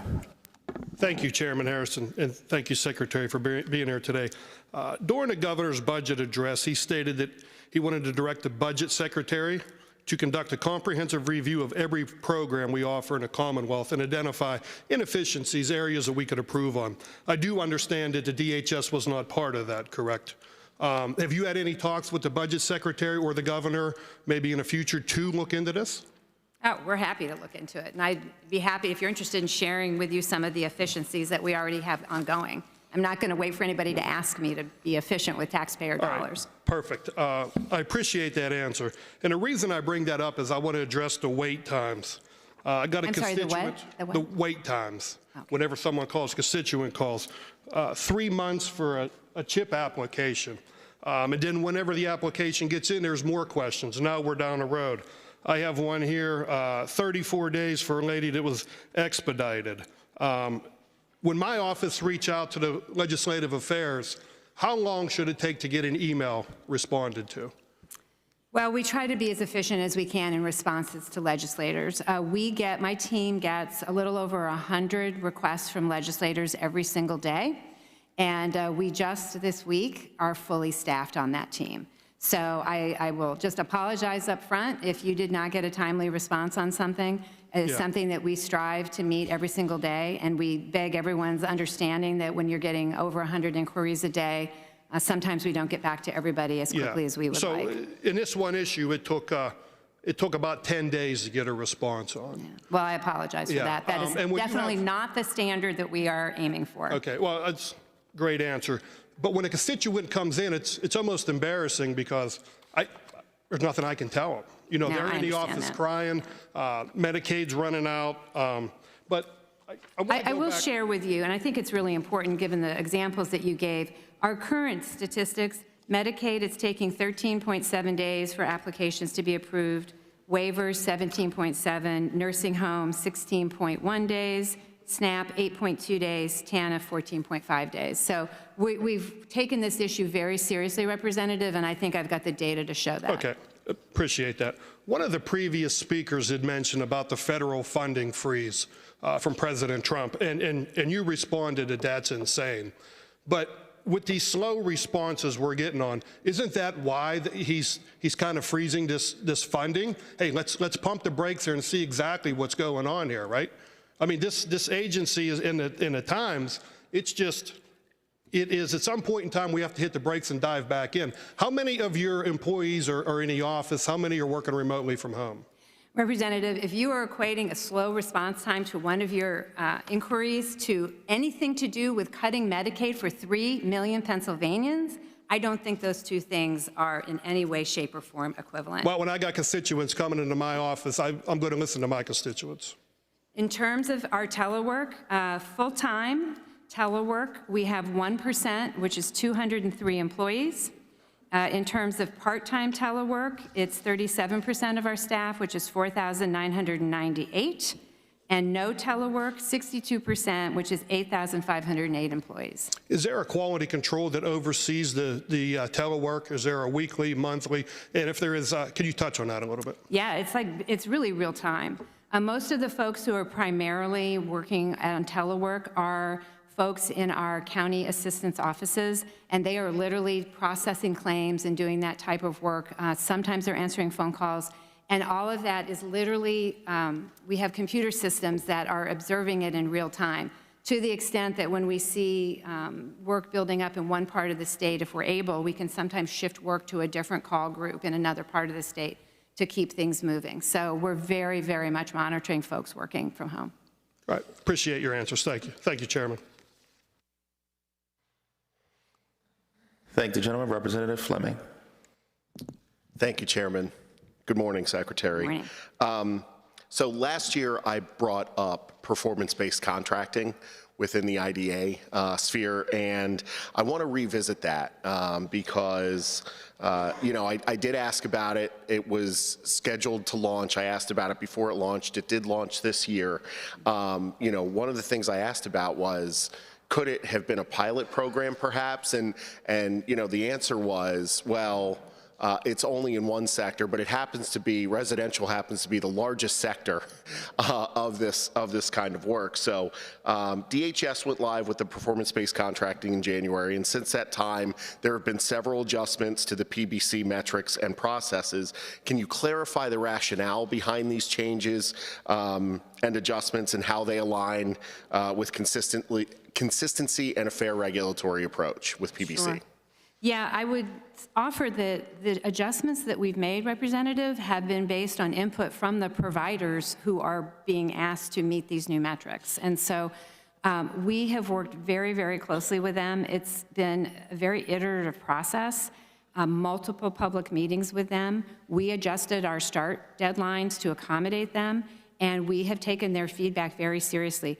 You know, they are extremely important to us, these providers. But we also have a duty to make sure that we're paying for quality care. Right. And so we have to get this right. And we have to work together with them. And we've been very, very open to their feedback, which is why we have continued to adjust the program. Okay, does your communication, I understand you said you're in constant contact with the providers, does your communication also trickle down to the families? Or is that something that the providers take care of? I'm not certain of the answer to that. Okay, yeah. Okay. Again, I thought it might make sense as a pilot, but can you give me, and I know we've only been we're less than one quarter into this, but can you give me a status update in terms of how you believe it's working at this point? Well, really, we are literally just getting started. Okay. In fact, like our first providers have just gotten letters, I think literally like in the last week or two, telling them, I think it's the first 4, what tier of the 3 tiers that they've been placed in. Yeah, and I will say, and we'll be happy by next year. We can definitely give you some. And I will, I'm sure, be digging into this because you're right. It is critically important work. For a couple of my colleagues raised it. You know, the population that's being taken care of. It's typically older adults with intellectual disabilities, and so I agree wholeheartedly, Secretary. We have to get this right. So I'm going to pivot now to early learning and specifically child care, the recruitment and retention grants. There's $55 million proposed in this budget for recruitment and retention grants for child care providers, and another $15 million increase for rate increases for the pre-K counts program, which I am thrilled for. That $70 million investment, I do want to commend the administration. Can you explain how DHS will determine which child care providers are eligible for the recruitment retention grant? If you don't mind, Representative, I'm going to start with the other one first. Okay, no problem. Because actually, there is money for pre-K counts, but that is PDE. Right. We, the governor has also proposed, very importantly, $10 million for our early intervention providers. Yes. So those folks 0 to 3, providing those very early intervention services. So I don't want to get that to get lost, because that is also extremely, extremely important funding to increase their rates. And then in terms of the $55 million that the governor has proposed, we're really excited about this opportunity to provide teachers and teaching assistants in classrooms of providers, child care providers that participate in Child Care Works, which is our subsidized child care program, a $1,000 retention bonus, for lack of a better word, to just acknowledge the incredibly amazing work that they do with our kids across this Commonwealth every single day. And we believe that that will account for about 40+ million of the 55 million, and then the remainder could be used to provide recruitment incentives. Excellent. So to retain the, or to get new, to bring in new teachers. Exactly. Yeah. And I just want to say, I just want to confirm, these awards are, you're looking at about $1,000 each for these awards. Is that correct? Okay, wonderful. Thank you so much for that investment. Thank you, Secretary. Thank you, Chairman. Thank the gentleman. Representative Marcel. Thank you, Mr. Chairman, and thank you very much for joining us this morning. I'm glad that we have a full day to be talking to you, since over 41% of the proposed budget that we're looking at rests within your area. So I think it's really important for us to explore a lot of the areas that are going to be in your budget, most likely. So I wanted to talk a little bit about personal care homes. I know that Representative Salisbury was asking you about that earlier. I have some in my district, and when I went for a tour of one of them, I actually was able to meet someone who was in the facility that was about to be moved to a skilled nursing facility because they weren't able to stay in that personal care home anymore.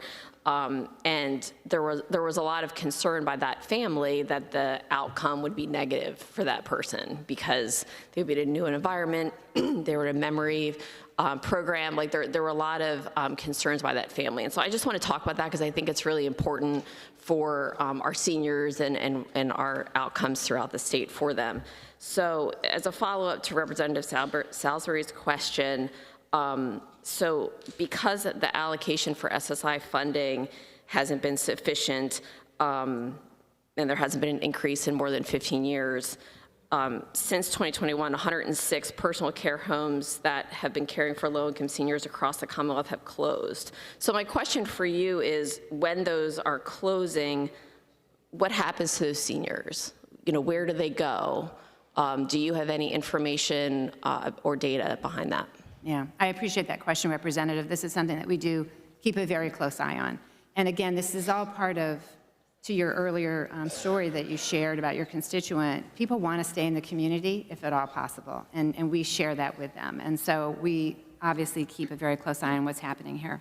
So just to give you some big picture sense of this, and I realize that when it gets down to individual districts, it can change, but overall, our personal care home occupancy is 64%. And so we have many personal care homes, many, that are not at capacity. And so when one closes, we, you know, if we need to get involved, we do in helping to move individuals. But generally speaking, we have no issue finding another location for someone to go to. Now, that may not be true in every rural community, obviously acknowledging that. But for the most part, we have quite a bit of available capacity in our personal care homes. Thank you for answering that. So is there a certain percentage that end up going into skilled nursing facilities just because there simply isn't another, you know, another option for them? I don't know if we have that data because I don't know that we necessarily would know why they were going, if it was because the home closed and there was no other place to go, or whether they just chose, you know, for whatever set of reasons to go into a nursing facility. I could try to see if we can get that for you. I just don't know if we have it or not, but I can check. Okay, thank you. Yeah. And then I was wondering, has your department done any type of cost-benefit analysis of increasing the SSI funding for personal care home residents that would allow them to stay in a place, like you mentioned, kind of like that they're more comfortable where they call home, rather than transitioning to a skilled nursing facility? Obviously, it's more expensive to go to skilled nursing, and so have you done, you know, any type of analysis, or would you plan to be doing anything on that? So overall, what I can tell you is that staying in the community is always more cost-effective than going into a nursing home. When it comes to this issue in particular, I do want to be real clear that we don't pay supplemental security income. That is a federal payment, and that is set by the federal government. What we do is supplement that, and that is with state funds. And so we have not done any recent analysis because there hasn't been a formal proposal to increase it that has come from the legislature. Should that come, we would be happy to provide a fiscal note for that. Okay, thank you for giving me an update on that. Given the fact that skilled nursing is more expensive,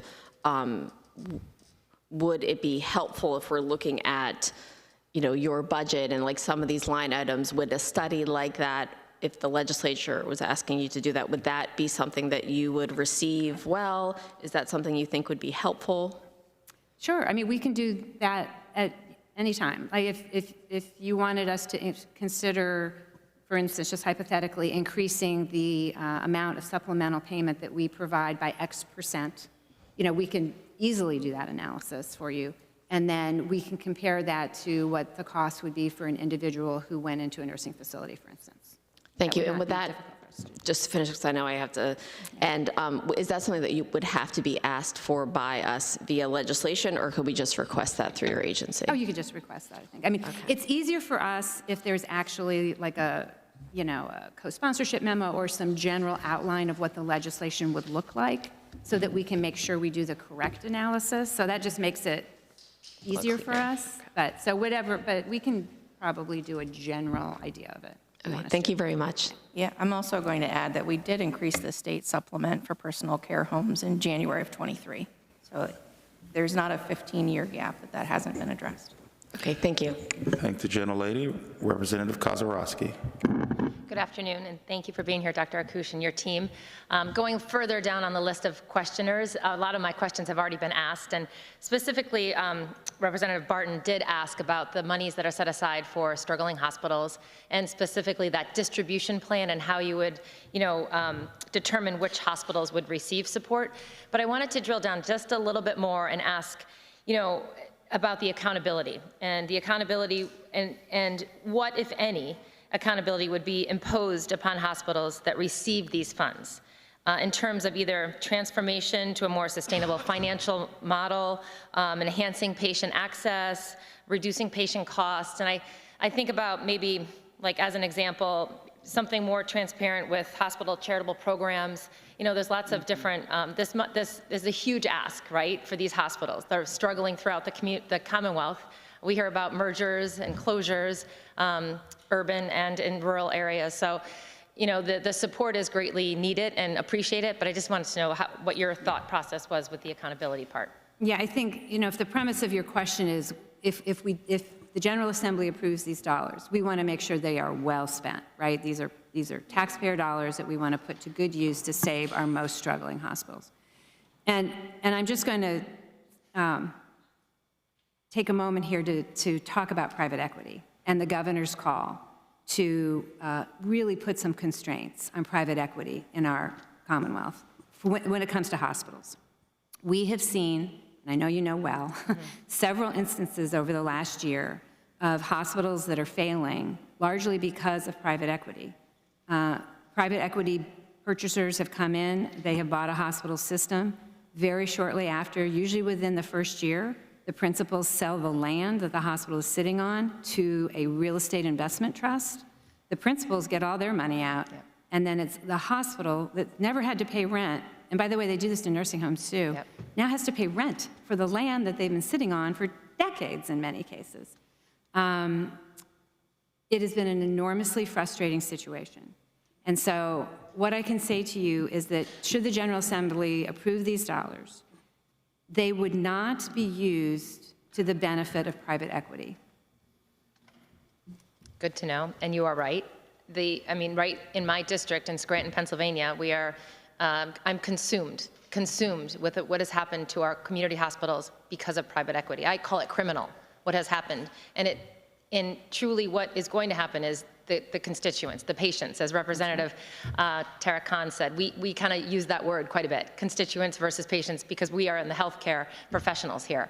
And I am very happy to know that the governor is laser focused on making sure that this does not happen in the future. Thank you. Thank you. Thank the gentlelady. Representative Kale.